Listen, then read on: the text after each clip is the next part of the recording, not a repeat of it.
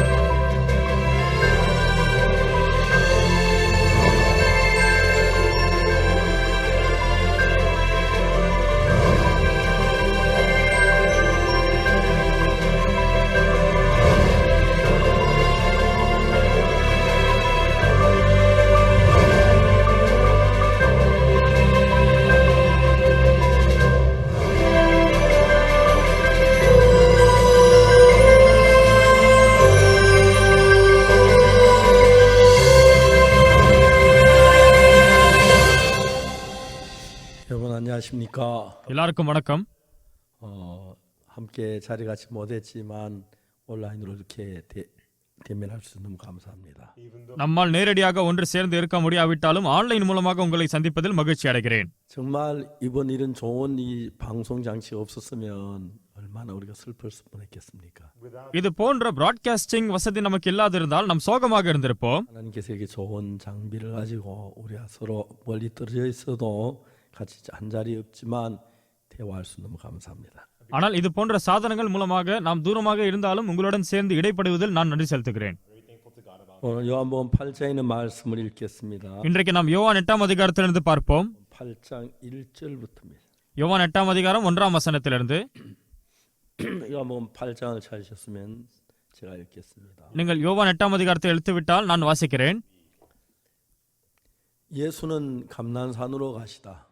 இயேசு ஒலிவமனைக்கு போனார். 아침에다 성전으로 들어오시니 백성이 다 나오는지라 앉아서 저희를 가르치시더니 மறுநாள் காலையிலே அவர் திரும்பி தேவாலயத்திற்கு வந்தபொழுது ஜனங்கள் எல்லாரும் அவரிடத்தில் வந்தார்கள். அவர் உட்கார்ந்து அவர்களுக்கு உபதேசம் பண்ணினார். 바리새인들이 가는 중에 잡힌 여자를 끌고 와서 가운데 세우고 அப்பொழுது விபச்சாரத்திலே கண்டுபிடிக்கப்பட்ட ஒரு ஸ்திரியை வேதபாரகரும் பரிசேயரும் அவரிடத்தில் கொண்டு வந்து அவளை நடுவே நிறுத்தி, 말하되 선생이여 이 여자가 가늠하다가 현장에서 잡혔나이다. போதகரே, இந்த ஸ்திரீ விபச்சாரத்தில் கையும் மெய்யுமாய் பிடிபட்டால் 모세는 율법에 이러한 여자를 돌로 치라 명하였거니와 선생은 어떻게 말하겠나? இப்படிப்பட்டவர்களை கல்லிருந்து கொள்ள வேண்டும் என்று மோசே நியாயப்பிரமாணத்தில் நமக்கு கட்டளையிட்டிருக்கிறாரே, நீர் என்ன சொல்லுகிறீர்? 말하면 고소할 조건 얻고자 예수를 시험함이라. 예수께서 몸을 굽히사 손가락으로 땅에 쓰시니 அவர் மேல் குற்றம் சுமத்துவதற்கான காரணம் உண்டாகும் பொருட்டு அவரை சோதிக்கும்படி இப்படி சொன்னார்கள். இயேசுவோ குனிந்து விரலினால் தரையை எழுதினார். 저희가 묵기를 맞이 아니한지라 이에 일어나 가라사대 너희 중에 죄 없는 자가 먼저 돌로 치라 하시고 அவர்கள் ஓயாமல் அவரை கேட்டுக்கொண்டிருக்கையில் அவர் நிமிர்ந்து பார்த்து, உங்களில் பாவம் இல்லாதவன் இவள் மேல் முதலாவது கல்லெறிய கடவன் என்று சொல்லி 다시 몸을 굽히사 손가락으로 땅에 쓰시니 அவர் மறுபடியும் குனிந்து தரையில எழுதினார். 저희가 이 말씀을 듣고 양심의 가책을 받아 어른으로 시작하여 젊은이까지 하나씩 나아가고 오직 예수와 그 가운데 섰는 여자만 남았다. அவர்கள் அதை கேட்டு தங்கள் மனசாட்சியினால் கடிந்து கொள்ளப்பட்டு பெரியோர் முதல் சிறியோர் வரைக்கும் ஒவ்வொருவராய் போய்விட்டார்கள். இயேசு தனித்திருந்தார். அந்த ஸ்திரீ நடுவே நின்றாள். 예수께서 일어나서 여자 외에 아무도 없는 것을 보시르시되 여자의 너를 고소하던 그들이 어디 있느냐? 너를 정죄한 자가 없느냐? இயேசு நிமிர்ந்து அந்த ஸ்திரீயை தவிர வேறொருவரையும் காணாமல், ஸ்திரீயே, உன்மேல் குற்றம் சாட்டினவர்கள் எங்கே? ஒருவனாகிலும் உன்னை ஆக்கினைக்குள்ளாக திருக்கவில்லையா என்றார். 예수께서 가라서 나도 너를 정죄하지 아니하노니 가서 다시는 죄를 범치 말라 하시니라. அதற்கு அவள், இல்லை ஆண்டவரே என்றால். இயேசு அவளை நோக்கி, நானும் உன்னை ஆக்கினைக்குள்ளாக திருக்கிறதில்லை, நீ போய் இனி பாவம் செய்யாதே என்றார். 성경을 읽어보면은 பிரியமானவர்களே, நாம் வேதம் வாசிக்கும் பொழுது 예수님은 우리의 구원자로 이 땅에 오셨습니다. இயேசு நம்முடைய மீட்பராக இந்த உலகத்திற்கு வந்தார். 그렇기 때문에 여러분 우리가 예수님 앞에 나올 때에 ஆதலால் நாம் இயேசுவுக்கு முன்பாக போகும் பொழுது 뭐 깨끗하고 거룩하고 잘하고 그래 나와야 할 필요는 없는 겁니다. சுத்தமாகி பரிசுத்தமாக அவருக்கு முன்பாக செல்ல வேண்டும் என்ற அவசியம் இல்லை. 여러분 우리가 어떤 형편, 어떤 모양, 어떤 악과 어떤 더러움을 가지고 있을지라도 எந்த மாதிரியான சூழ்நிலை, எந்த மாதிரியான பொருளாதார காரியம் நம்மிடத்தில் இருந்தாலும் 예수 그 문제를 다 해결할 수 있는 그런 지혜가 있고 방법이 있고 계획이 있는 것입니다. அதற்குரிய திட்டம், ஞானம் மற்றும் அனைத்து காரியங்களையும் இயேசு வைத்திருக்கிறார். 우리나라 현대자동차가 미국에 판매를 하면서 கொரிய தேசம் ஹுண்டாய் மோட்டார்ஸ் கார் விற்க ஆரம்பித்தார்கள் அமெரிக்காவிடம். 어떻게 이제 미국에 팔았느냐 하면은 அவர்கள் எவ்வாறு கார் விற்க ஆரம்பித்தார்கள்? 다른 자동차는 뭐 자동차에 따라 다 다른데 ஒவ்வொரு காரும் வித்தியாசமா இருக்கும். 뭐 2년 동안에 2만 마일까지 애프터 서비스를 한다. சில கார்கள் 2 வருடங்களுக்கு 20,000 மைல் என உத்தரவாதம் கொடுக்கப்படும். 아니면 3만 마일에 뭐 3년까지 그런 저 방법이 있는데 சில கார்களுக்கு 3 வருடங்களுக்கு 30,000 மைல்கள் என உத்தரவாதம் கொடுக்கப்படும். 현대자동차는 획기적인 말을 했어요. ஆனால் ஹியூண்டாய் கார் கம்பெனியினர் கொஞ்சம் வித்தியாசமாக செய்தார்கள். 미국 시민 여러분 현대자동차를 사세요. அமெரிக்கர்களே, நீங்கள் ஹுண்டாய் கார் வாங்குங்கள். 이 현대자동차는 여러분 10년 동안 앞대 서비스를 해주고 또 다른 10만 마일까지 고쳐주십니다. நாங்கள் உங்களுக்கு 10 வருடங்கள் 1,00,000 மைல்கள் உத்தரவாதம் அளிக்கிறோம் என்று அவர்கள் கூறினார்கள்.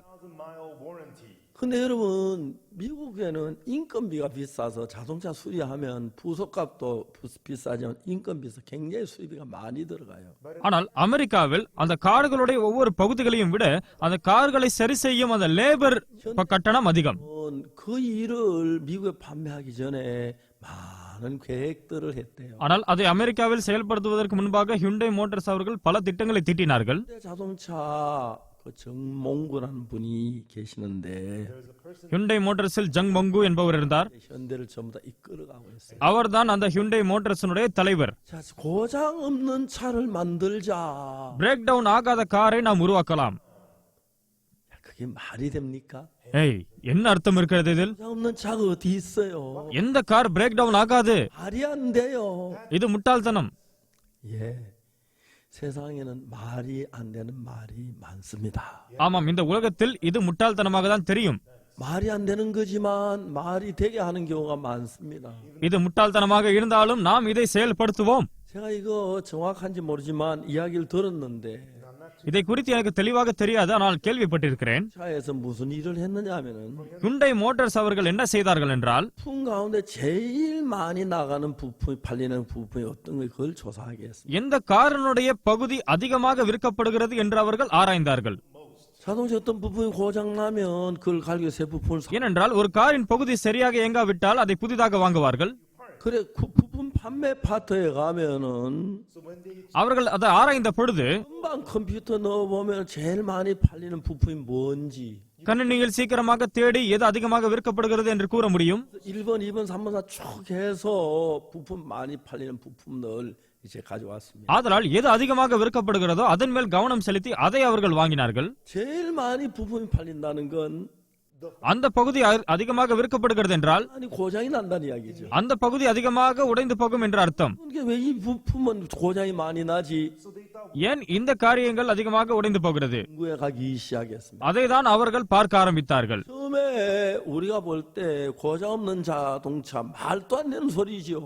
துவக்கத்தில் பிரேக் டவுன் ஆகாத ஒரு காரை உருவாக்குவது முட்டாள்தனமாக தோன்றினது. 근데 고장이 안 날 리가 없지요. இவைகள் இயந்திரங்கள் நிச்சயமாக உடைந்து போகும். 고장이 나는 거예요. அவைகள் உடைந்து போகும் ரீதியாக தான் இருக்கிறது. 고장은 말도 안 되는 이야기예요. பிரேக் டவுன் ஆகாத கார் என்றால் சாத்தியமில்லை. 근데 이제 제일 많이 팔리는 부속을 가지고 와서 이게 제일 고장이 많이 났다는 이야기니까 எது அதிகமாக பிரேக் டவுன் ஆகிறதோ அந்த பகுதியை அவர்கள் கண்டுபிடித்தார்கள். 이게 왜 고장이 났는지 எதற்காக இப்படி, என்ன பிரச்சனை, 어떻게 하면 고장 안 날 수 있는지 எப்படி இதை தடுக்கலாம், 그런 걸 충분히 연구해서 손을 잡아 나가니까 அதை தான் அவர்கள் ஆராய்ச்சி செய்து கண்டுபிடித்தார்கள். 너무 신기한 것은 ஆச்சரியமான விஷயம் என்னவென்றால் 자동차 고장률이 푹푹 줄어들기 시작. கார் பிரேக் டவுன் ஆகிற அந்த விகிதம் கொஞ்சம் கொஞ்சமாக குறைய ஆரம்பித்தது. 저희들이 오래 전만 해도 고속도로 휴게소는 항상 자동차 정비 공장이 있어요. நீண்ட காலங்களுக்கு முன்பாக இல்லை, ஆனால் நெடுஞ்சாலைகளில் அதிகமான கார் ரிப்பேர் கடைகள் இருக்கும். 근데 대한민국의 고속도로 휴게소 어디에도 자동차 정비 공장이 없어요. ஆனால் இப்பொழுதெல்லாம் நெடுஞ்சாலைகளில் கார் ரிப்பேர் கடைகள் இல்லை. 보통 고속도로 달리다 고장한 차들이 많은데 வழக்கமாக நெடுஞ்சாலைகளில் கார் ஓட்டும் பொழுது பிரேக் டவுன் ஆகும். 이 고장이 안 나는 거예요. ஆனால் இப்பொழுதெல்லாம் அது பிரேக் டவுன் ஆவதில்லை. 이런 사실 아십니까? இந்த காரியங்கள் உங்களுக்கு தெரியுமா? 그 뒤부터 한국의 서울의 정비 공장을 찾을 수가 없어요. அதன் பிறகு சவுல் நகரத்தில் நம்மால் கார் ரிப்பேர் கடைகளை கண்டுபிடிக்க முடியவே இல்லை. 공장 찾는 것이 우리 강남교에 찾는 것만큼 어려워요. கார் ரிப்பேர் கடையை கண்டுபிடிப்பது கங்னம் சபையை கண்டுபிடிக்கிற அளவுக்கு கஷ்டமானது. 이 말하면 강남교에 찾으면 정비 공장 찾을 수 있어요. அப்படி என்றால் கங்னம் சபையை கண்டுபிடித்தால் கார் ரிப்பேர் கடையை கண்டுபிடிக்க முடியும் என்ற அர்த்தம். 강남교에 바로 앞에 정비 공장이 하나. ஏனென்றால் கங்னம் சபைக்கு அருகாமையில் கார் ரிப்பேர் கடை இருக்கிறது. 그리고 제가 지금 서울 시내 어디에서도 자동차 정비 공장을 ஆனால் அதை தவிர்த்து என்னால் சவுல் நகரத்தில் வேற எங்கும் கண்டுபிடிக்க முடியவில்லை கார் ரிப்பேர் கடை. 전에는 골목마다 자동차 정비. ஆனால் இதற்கு முன் காலத்தில் ஒவ்வொரு சந்து பொந்துகளிலும் கார் ரிப்பேர் கடைகள் இருந்தன. 왜 다 없어졌습니까? ஆனால் அவைகள் எங்கு சென்றன? 고장이 안 나니까. ஏனென்றால் கார்கள் பிரேக் டவுன் ஆவதில்லை. 많은 사람들 현대 자동차 타는 사람이 많은데 பல மக்கள் ஹுண்டை கார்களை ஓட்டினார்கள். 10년 가까이 타는 고장이 한 번도 안 났다고 그러더라고. அவர்கள் 10 வருடமாக ஓட்டியிருந்தாலும் பிரேக் டவுன் ஆகவில்லை என்று கூறினார்கள். 옛날에는 상상도 할 수 없는. இப்படிப்பட்ட காரியங்களை நீண்ட நாட்களுக்கு முன்பாக நாம் கற்பனை செய்து பார்க்கவில்லை. 오래 가면 타이어가 닳고 நேரம் செல்ல செல்ல கார் டயர்கள் தேய்ந்து போகும், அது வெடிக்கும், 고장이 나고 பிரேக் டவுன் ஆகும். 이게 마련입니다. அவைதான் கார்களுக்கு ஆகும். 그렇지만 ஆனால் 고장 없는 차를 만들자고 பிரேக் டவுன் ஆகாத காரை தயாரிப்போம் 모두 웃었어요. அதை கூறின போது சிரித்தார்கள். 고장 없는 차가 어디 있어요? பிரேக் டவுன் ஆகாத கார் எங்கே இருக்கிறது? 예, 그 말은 맞습니다. 고장 없는 차는 없습니다. ஆம், சரிதான், கார்கள் பிரேக் டவுன் ஆகும். 고장이 현저히 줄어서 ஆனால் பிரேக் டவுன் ஆகும் விகிதத்தை குறைத்தார்கள். 미국의 다른 회사 차들은 뭐 2만 마일, 3만 마일 그렇게 애프터 서비스를 하는데 அமெரிக்காவில் மற்ற கார் கம்பெனியினர் 20,000 வாரண்டி 30,000 வாரண்டி என்று தந்தார்கள். 10만 마일 10년 동안 애프터 서비스 한다고 저 뭐에 광고했을 때 ஆனால் ஹியூண்டை மோட்டார் அவர்கள் விளம்பரம் செய்த பொழுது நாங்கள் 1,00,000 மைல்கள் 10 வருஷம் உத்தரவாதம் தருகிறோம். அனைவரும் சிரித்தார்கள். 현대 망한다. ஹுண்டாய் இப்போது தோற்று போக போகிறது. 볼일 볼 거다. பணத்தை வீண் செய்ய போகிறார்கள். கார்களை ரிப்பேர் செய்ய போகிறார்கள். 거의 고장이 안 나는 거예요. 10 வருடங்களுக்கு கார் பிரேக் டவுன் ஆகவே இல்லை. 죄송합니다. 제가 현대에게 저 돈 받고 이렇게 광고하는 거 아닙니다. மன்னிக்க வேண்டும், ஹுண்டாயின் இடத்தில் நான் எந்த பணமும் வாங்கவில்லை. 그래서 얘기를 하는데 இதை கேள்விப்பட்டேன், அதனால் கூறுகிறேன். 미국의 현대장은 잘 팔리고 있다. அதனால் ஹுண்டாய் கார்கள் அமெரிக்காவில் அருமையாக விற்பனையாகிறது. 자, 여러분 사람이 같은 자동차 이렇게 할 수가 있는데 கார்களிலேயே மக்களால் இவ்வாறு செய்ய முடிகிறது. 예수님 우리 죄에서 하나 건져 못 내겠습니까? அப்பொழுது இயேசுவால் நம்மை பாவத்திலிருந்து மீட்க முடியாதா என்ன? 죄 짓는 실력하고 நாம் பாவம் செய்யக்கூடியவர்கள், 예수 죄 고치는 실력하고 ஆனால் இயேசு பாவத்தை சரி செய்யக்கூடியவர். 강한지 아십니까? எது பலமானது என்று தெரியுமா? 예? எது 누가 강할 것 같아요? எது பெரிது? 죄 씻는 우리 실력이 클 것 같아요. 죄를 씻는 예수의 능력이 클 것 같아요. நாம் பாவம் செய்யும் தன்மை பெரியதா அல்லது இயேசுவின் வல்லமை பெரியதா? 예, 우리 매일 죄를 짓습니다. ஆம், சரிதான், நாம் எப்போதுமே பாவம் செய்கிறோம். 사람들이 பல மக்கள், 그러나 예수님은 그거 다 할 수가 있습니다. ஆனால் இயேசு அனைத்தையும் மன்னிக்க வல்லவர். 예, 아멘 하시네요. ஆமென் கூறுங்கள். 아, 예, 고맙습니다. ஆம், நன்றி. 예, ஆம், 예수님은 능히 하실 수가. இயேசு நம்மால் முடிந்ததை விட அதிகமாக செய்யக்கூடியவர். 오늘 저녁 우리가 읽은 이야기는 இன்றைக்கு இரவு நாம் வாசித்த வசனங்களில் 너무 잘 아는 이야기입니다. நமக்கு நன்றாகவே தெரிந்த வசனங்கள் தான். 가는 중에 잡힌 여자를 살린 것입니다. விபச்சாரத்தில் பிடிக்கப்பட்ட ஸ்திரீயை இயேசு காப்பாற்றினார். 모세가 율법을 가져왔는데요. மோசே நியாயப்பிரமாணத்தை கொண்டு வந்தார். 율법 BC 1491년에 내려왔다 그럽니다. கிமு 1491ஆம் ஆண்டு நியாயப்பிரமாணம் வந்ததாக கூறுவார்கள். 여러분 BC 1491년 이스라엘 애굽에서 나오던 애입니다. கிமு 1491ஆம் ஆண்டு எகிப்திலிருந்து இஸ்ரவேலர்கள் வந்தார்கள். 그래서 애굽에 나오던 애니까 애굽 역사에서 애굽에 나오는 해를 계산해서 BC 1491년이라는 게 나왔습니다. அவர்கள் எகிப்திலிருந்து வந்த காலகட்டத்தை ஆராய்ந்து பார்த்தபொழுது கிமு 1491ஆம் ஆண்டு என்று கூறுவார்கள். 이제 애굽에서 나와서 광야를 지나는데 அவர்கள் எகிப்திலிருந்து வெளியே வந்து வனாந்தரத்திற்கு நேராய் போனார்கள். 성들이 옛날에는 애굽에 살았을 때는 애굽의 법에 따라 살았습니다. இஸ்ரவேலர்கள் எகிப்தில் இருந்த பொழுது எகிப்தினுடைய சட்டத்தின்படி வாழ்ந்தார்கள். 애굽의 법이 어떤지 아십니까? எகிப்தினுடைய சட்டம் என்னவென்று தெரியுமா? 이스라엘에서 아들을 낳으면 இஸ்ரவேலர்கள் குழந்தையை பெற்ற பொழுது 그 강에 갖다 그 아들을 버리는 겁니다.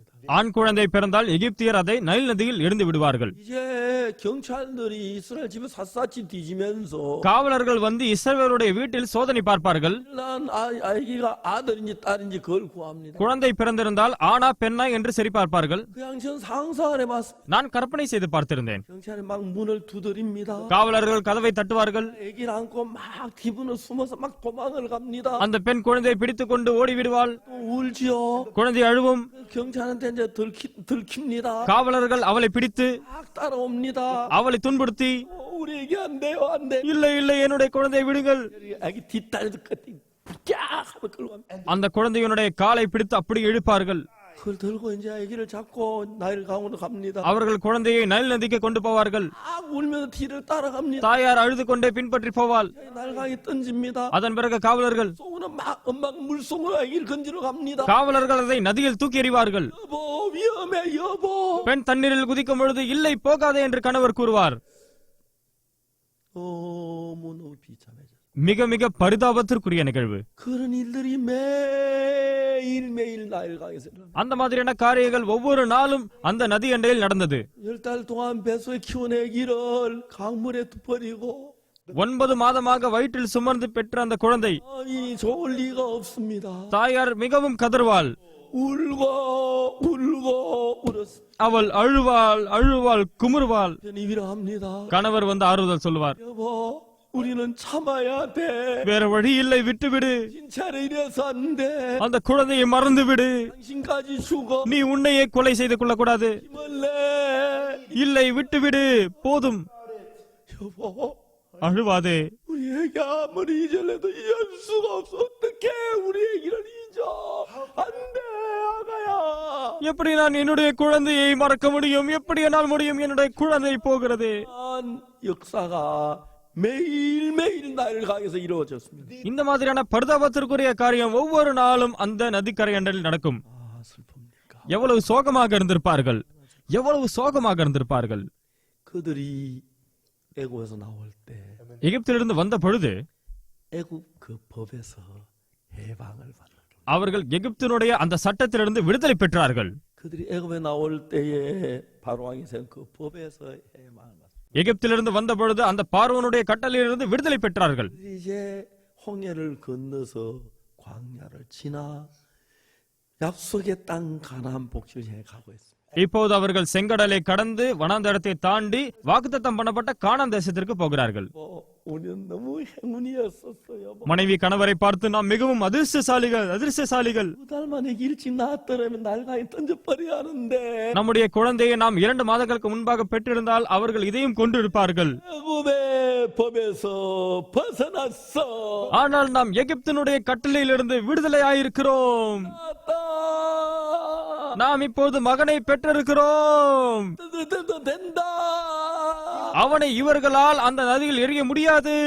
지나처럼 날강에 던지시는데 2 மாதங்களுக்கு முன்பாக பெற்றிருந்தால் இவனை தூக்கி எறிந்திருப்பார்கள்.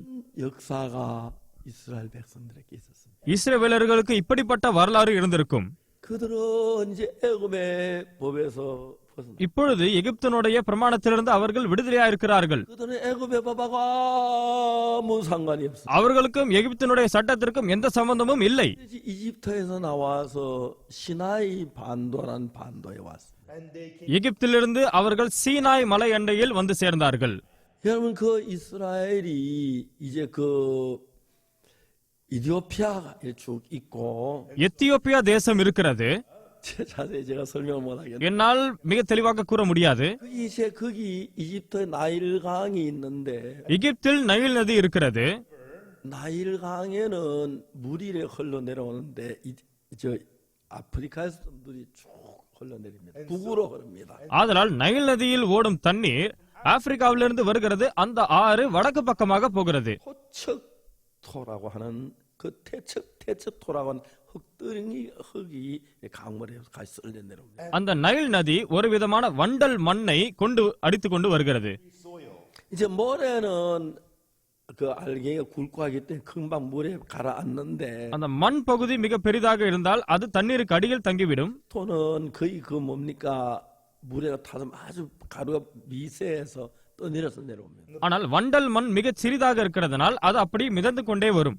그래서 이제 오다가 이제 그 지중해로 들어가는 그 입구에서 강이 이제 지중해에 들어가는 그 입구에 와서 태척토가 쌓이니까 அதன் பிறகு அந்த ஆறு மத்திய திரைக்கடலை சந்திக்கும் பொழுது வண்டல் மண்ணானது ஒரு பெரிய மண் குவியலாக தங்கிவிடும். 그리고 거기에서 계속해서 물이 흘러 들어오는데 그 흙이 쌓여 와가지고 강이 딱 막혀버려요. இந்த வண்டல் மண்கள் அப்படியே குவிந்து அந்த ஆறு போக விடாமல் அதை தடுக்கும். 그래서 강에 이제 강으로 물이 못 흐르니까 이제 다른 옆으로 강물이 새 나기 시작하면서 இப்பொழுது ஆறு நேராக போக முடியாததனால் கிளைகளாக பிரிந்து போக ஆரம்பிக்கும். 그런 땅을 가야 델타라고 해서 삼각주를 이룹니다. அப்படிப்பட்ட நிலப்பகுதியை நாம் டெல்டா என்று அழைப்போம். 미국 델타 항공 있죠. 그 같은 말이죠. அமெரிக்காவில் டெல்டா ஏர்லைன் இருக்கிறது, அதே போன்ற டெல்டா. 그 삼각주가 있고 강이 세 갈래 네 갈래로 갈라져 나옵니다. அதனால் டெல்டா பகுதி இருக்கிறது, அதை சுற்றிலும் 6, 3, 4 கிளைகளாக பிரிகிறது. 이집트의 그 나일 삼각주는 எகிப்தில் இருக்கிற நைல் டெல்டா பகுதி 델타 지역의 거의 이제 비옥한 땅입니다. அந்த டெல்டாவை சுற்றிலும் இருக்கிற நிலப்பகுதி மிக செழிப்பாக இருக்கும். 사를 짓고 아주 잘 됩니다. மிக செழிப்பாக, அதனால் விவசாயம் அருமையாக இருக்கும். 이게 뭐 4대 문명지 가운데서 뭐 한 거 그 이디오피아 참 이집트의 나일강 유역이 하나입니다. இந்த உலகத்தில் 4 நாகரிகங்களின் ஒன்றான எகிப்தினுடைய நாகரிகம் அந்த டெல்டா பகுதியில் துவங்கியது. 이제 애굽에 와서 애굽의 총리가 됐고 யோசேப்பு எகிப்திற்கு வந்து எகிப்தின் அதிபதியானார். 그 자기 아버지 어머니를 그 자기 가족들 데려왔을 때에 அவருடைய சகோதரர்களையும் பெற்றோர்களையும் அங்கு அழைத்து வந்தார். 요셉에게 가장 비옥한 곳에 그 형들이 살게 했습니다. யோசேப்பு அவருடைய சகோதரர்களை மிக செழிப்பான இடத்தில் வாழ வைத்தார். 이제 그 델타 지역 가운데 고센이라는 곳이 있었는데 டெல்டா பகுதியில் கோசான் என்கிற நகரம் இருக்கிறது. 고센 땅에 이제 이스라엘 백성들이 살고 있습니다. இஸ்ரவேலர்கள் கோசான் பகுதியில் வாழ்ந்தார்கள். 그래서 430년 동안을 살았습니다. 430 வருடங்கள் அங்கு வாழ்ந்தார்கள். 처음엔 요셉 때문에 갔지만은 யோசேப்பு நிமித்தமாக அங்கு போனார்கள். 이 되고 많은 고통을 겪었습니다. அங்கு அடிமைகளாக மாறி வலிகளை அனுபவித்தார்கள். 근데 하나님이 그들을 그 이집트의 법에서 해방을 시켰습니다. ஆனால் தேவன் அவர்களை எகிப்தின் சட்டத்திலிருந்து விடுதலை செய்தார். 그래서 이제 그들은 다시 아기를 낳아도 아들을 낳아도 강에 안 빠뜨리게 되니까 얼마나 행복했겠어요. இப்போது அவருடைய மகன்கள் அந்த நதியில் எரியப்பட வேண்டிய அவசியம் இல்லை. ஆதலால் நன்றாக இருந்தது. 애굽의 법에서 벗어났는데 எகிப்திலிருந்து அவர்கள் விடுபட்டு சட்டத்திலிருந்து விடுபட்டார்கள். 법이 없이 그냥 지낼 수 없었어요. ஆனால் எந்த பிரமாணமும் இல்லாமல் போகவே முடியாது. 법을 주신다고 했어요. ஆதலால் புது உடன்படிக்கை தருவேன் என்று தேவன் கூறினார். 백성들에게 물어봤어요. தேவன் இஸ்ரவேலரை கேட்டார், 내가 너에게 법을 주는데 நான் உங்களுக்கு ஒரு உடன்படிக்கை தருவேன். 잘 지키면 복을 받고 அந்த பிரமாணத்தை கடைபிடித்தால் ஆசீர்வதிக்கப்படுவீர்கள். 저주를 내릴 때 그래도 좋냐? அப்படி இல்லையேல் நீங்கள் சபிக்கப்படுவீர்கள். இது உங்களுக்கு பரவாயில்லையா? 다 좋다 그랬습니다. சரி, பரவாயில்லை. 우리가 당연히 하나님의 법을 다 지키리이다. அனைத்து பிரமாணத்தையும் நாங்கள் கடைபிடிப்போம். 그래서 이제 하나님이 약속을 했습니다. ஆதலால் தேவன் அவரிடத்தில் வாக்குத்தத்தம் பண்ணுகிறார். 약이라고 말하기도 하고 법이라고 말하기도 하고. அதை நாம் உடன்படிக்கை என்றும் பிரமாணம் என்றும் கூறுகிறோம். 사실은 법인데 அது நியாய பிரமாணம். 약속을 했기 때문에 ஆனால் வாக்குத்தத்தம் இருப்பதால் 지키면 복을 받고 못 지키면 저주를 받는다. அதை நாம் கடைபிடித்தால் ஆசீர்வாதம், கடைபிடிக்கவில்லை என்றால் சாபம். 그들은 전부 다 살면서 법을 다 어겼습니다. ஆனால் அவருடைய வாழ்க்கையில் அவர்கள் முழுவதும் அதை உடைத்தார்கள். 이를 날간에 던진 않지만은 இப்போது குழந்தையை எடுத்து நைல் நதியில் போட வேண்டாம். 저주를 받아야 했습니다. ஆனால் அவர்கள் சபிக்கப்பட வேண்டியிருந்தது. 근데 이제 예수님이 이 땅에 오셨는데 இயேசு இந்த பூமிக்கு வந்தார். 그때 율법이 오난 약 1500년 동안 사람들 예수 오기 전까지 율법에 매여 살았습니다. நியாயப்பிரமாணம் வந்த பிறகு இயேசு வருவதற்கு முன்பாக 1500 வருடங்களுக்கு மக்கள் நியாயப்பிரமாணத்தின் கீழ் வாழ்ந்தார்கள். 모세가 이스라엘에서 애굽에 있을 때 애굽의 법이 아닌 다른 법이 이스라엘을 지배했는데 அதனால் மோசே இஸ்ரவேலர்களுடன் இருந்த பொழுது அது எகிப்தினுடைய பிரமாணம் இல்லை, இன்னொரு பிரமாணம் இஸ்ரவேலரை ஆட்கொண்டது. 그 법을 가지고 모세의 율법이라고 말합니다. அந்த பிரமாணம் தான் மோசேவின் நியாய பிரமாணம் என்று அழைக்கப்படுகிறது. 그걸 율법이라고 말하기도 하지만은 அது பிரமாணம் என்றும் அழைக்கப்படுகிறது. 언약이라고도 합니다. அது உடன்படிக்கை என்றும் அழைக்கப்படுகிறது. 예, 왜 언약이라고 하냐면 ஏன் அது உடன்படிக்கை? 내가 법을 준 너희 다 지키겠느냐? நான் நியாயப்பிரமாணத்தை கொடுப்பேன், நீங்கள் கடைபிடிப்பீர்களா? 못 지면 저주를 받는다 하니까 நீங்கள் கடைபிடித்தால் ஆசீர்வதிக்கப்படுவீர்கள், இல்லை என்றால் சபிக்கப்படுவீர்கள். 다 지키겠습니다. ஆனால் மக்கள் கடைபிடிப்போம் என்றார்கள். 약속을 했어. தேவன் வாக்குத்தத்தம் பண்ணினார். 이게 약속했지. வாக்குத்தத்தத்தின்படி கடைபிடிக்க வேண்டும். 복을 받고 못 지면 저주를 받는 좋냐? அதை கடைபிடித்தால் ஆசீர்வாதம், இல்லை என்றால் சாபம்.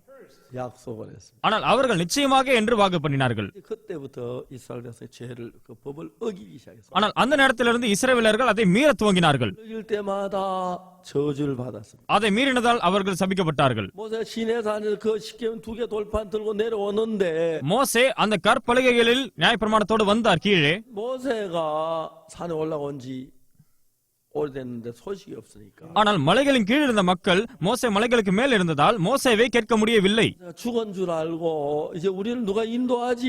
அவர்கள் நினைத்தார்கள், மோசே இறந்து போனார், யார் நம்மை வழிநடத்துவார்? 신을 만들어 금송아지를 만들어 நம்மை வழிநடத்துகிற தேவன் ஒருவரை நாம் உருவாக்குவோம் என்று அந்த பொன் கன்றுகளை உருவாக்கினார்கள். 또 그들이 막 제사하고 잔치하고 노래 부르는데 பொன் கன்றுக்குட்டி உருவாக்கி காணிக்கை தந்து ஆடி பாடுகிறார்கள்.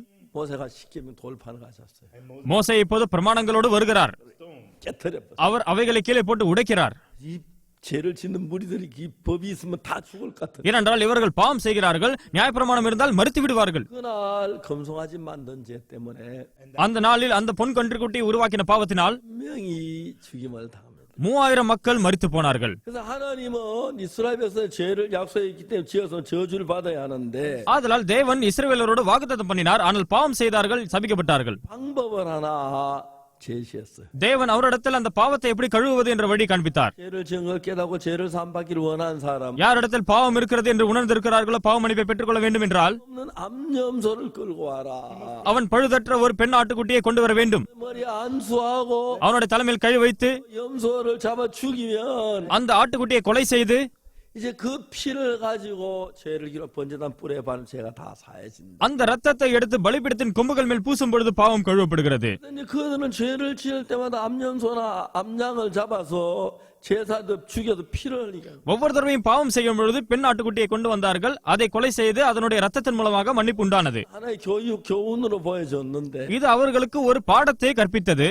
하나님의 어린 양 대신 예수님이 오셔서 우리 죄를 위해 죽으심으로 우리가 사해진다. 그걸 이야기하는 거예요. ஏனென்றால் இது நமக்கு இயேசு தேவ ஆட்டுக்குட்டி அவர் வந்து நம்முடைய பாவத்திற்காக சிலுவையில் அறையப்பட்டு பாவத்தை மன்னிப்பார்.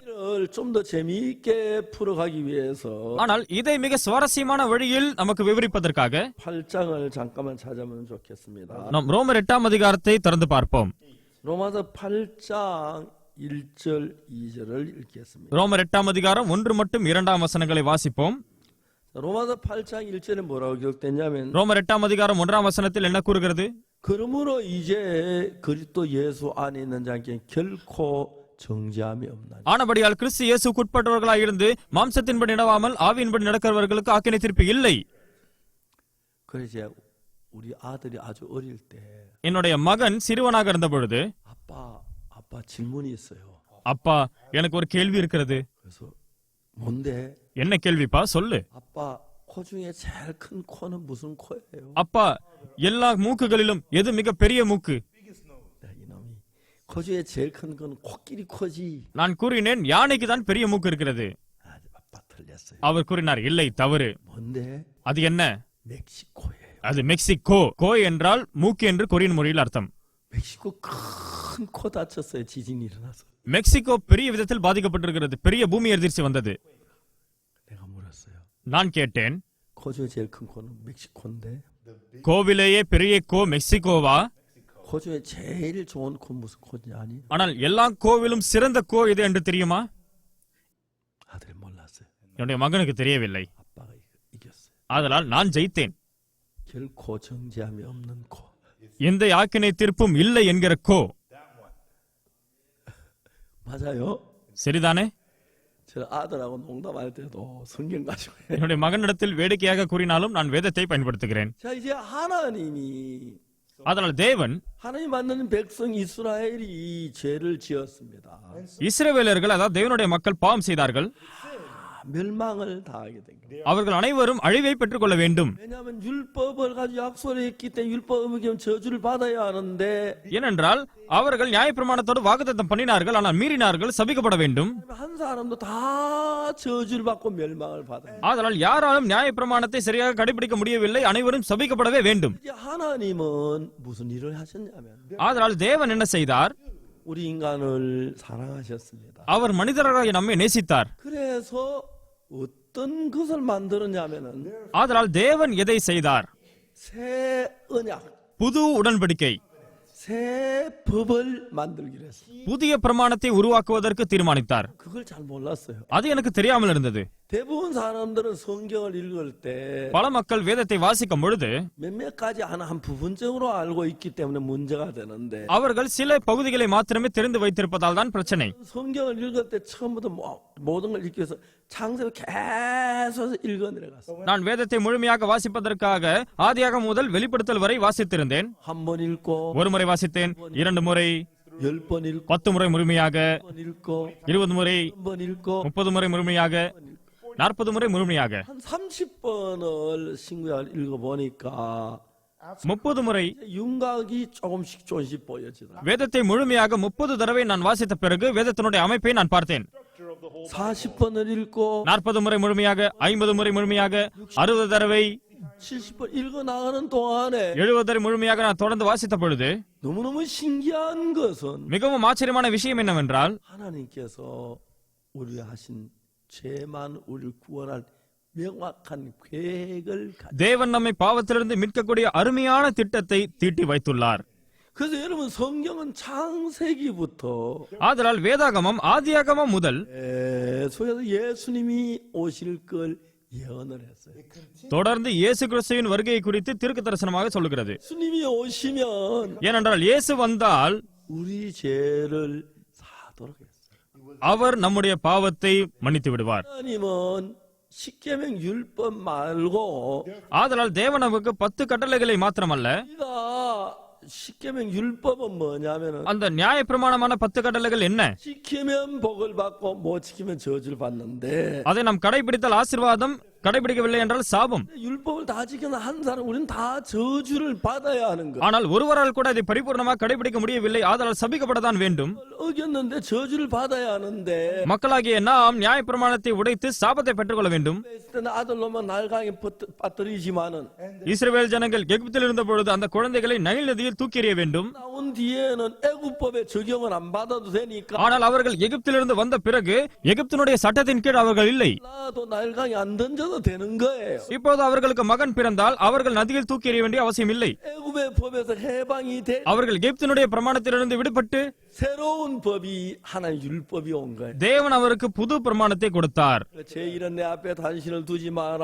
என்னையன்றி வேற தேவன் இருக்க வேண்டாம், 우상을 만들지 말라. உங்களுக்கு உருவங்களை ஏற்படுத்த வேண்டாம், 와이를 망년대 일하지. தேவனுடைய நாமத்தை வீணில் வணங்காதிருப்பாயாக, 그날을 거룩하게 ஓய்வு நாளை பரிசுத்தமாக ஆசரிப்பாயாக, 내 부모를 공경하라. பெற்றோரை கனம் பண்ணுவாயாக, 하지 말라. விபச்சாரம் செய்யாதிருப்பாயாக, 살인하지 말라. கொலை செய்யாதிருப்பாயாக, 도둑질하지 말라. திருடாதிருப்பாயாக, 지청가하지 말라. பொய் சாட்சி சொல்லாதிருப்பாயாக, 내지 말라. களவு செய்யாதிருப்பாயாக. 법을 주었어요. இவ்வாறான பிரமாணம் கொடுக்கப்பட்டது. 그걸 지키면 복을 받고 இதை கடைபிடித்தால் உங்களுக்கு ஆசீர்வாதம், 지키면 저주를 받을 수밖에 없게 법을 만들어놨어요. அதை நீங்கள் மீறினால் நீங்கள் சபிக்கப்படுவீர்கள். அவ்வாறுதான் அந்த பிரமாணம் இருந்தது. 그래서 그걸 모르고 자기는 다 지키겠다 약속을 했고 அது தெரியாமல் இஸ்ரவேலர்கள் நாங்கள் கடைபிடிப்போம் என்று கூறி ஏற்றுக்கொண்டார்கள். 약속을 했습니다. அவர்கள் வாக்குத்தத்தம் பண்ணி அதை கடைபிடிப்போம் என்றார்கள். 법이 세워졌는데 ஆதலால் இஸ்ரவேலர்களுக்கு நியாய பிரமாணம் ஸ்தாபிக்கப்பட்டது. 계속해서 그 법을 어겼기 때문에 ஆனால் இஸ்ரவேலர்கள் தொடர்ந்து நியாய பிரமாணத்தை மீறினார்கள். 그것은 전부 다 저주를 받고 멸망을 받을 수밖에 없어요. இஸ்ரவேல் ஜனங்கள் அனைவரும் சபிக்கப்பட்டு அழிவைதான் பெற்றுக்கொள்ள வேண்டும்.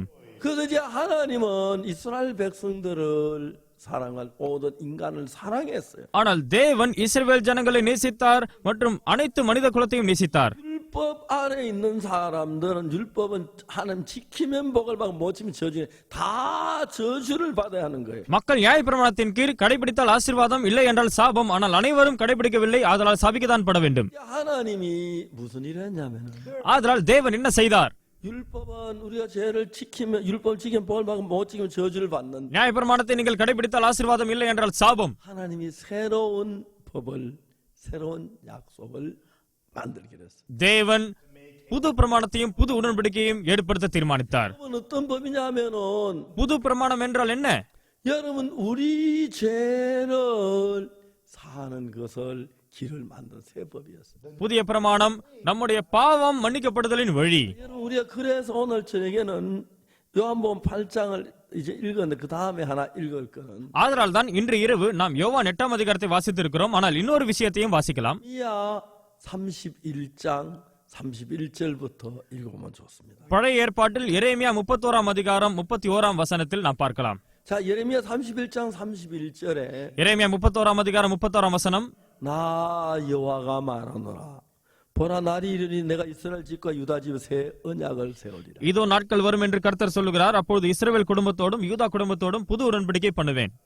첫 번째 세운 언약은 십계명이 율법입니다. முதலாவது பிரமாணம் அந்த 10 கட்டளைகள் நியாய பிரமாணம். 사람 날보 그게 법이지 어떻게 언약입니까? சில மக்கள் கூறினார்கள் அது நியாய பிரமாணம், எப்படி உடன்படிக்கை? 맞습니다. 법입니다. ஆம், சரிதான், அது நியாய பிரமாணம். 법을 줄 때 약속을 했어요. ஆனால் அது தரப்பட்ட போது வாக்குத்தத்தம் செய்யப்பட்டது. 법을 받고 못 지키면 저주를 받는다고 했어요. அதை கடைபிடித்தால் ஆசீர்வாதம், இல்லை என்றால் சபிக்கப்படுவீர்கள். 모두 우리가 지키겠다 약속을 했어요. இஸ்ரவேலர்கள் நாங்கள் கடைபிடிப்போம் என்று கூறினார்கள். 19장에 나와요. இது யாத்திராகமம் 19ஆம் அதிகாரத்தில் வருகிறது. 내려온 거예요. நியாய பிரமாணம் தரப்பட்டது. 어겼으니까 ஆனால் அதை மீறினார்கள். 전부 저주를 받아요. எல்லா இஸ்ரவேலர்களும் சபிக்கப்பட வேண்டும். 모든 사람 다 저주를 받. உலக மக்கள் அனைவரும் சபிக்கத்தான் பட வேண்டும். 하나님 우리 인간을 사랑하셨어요.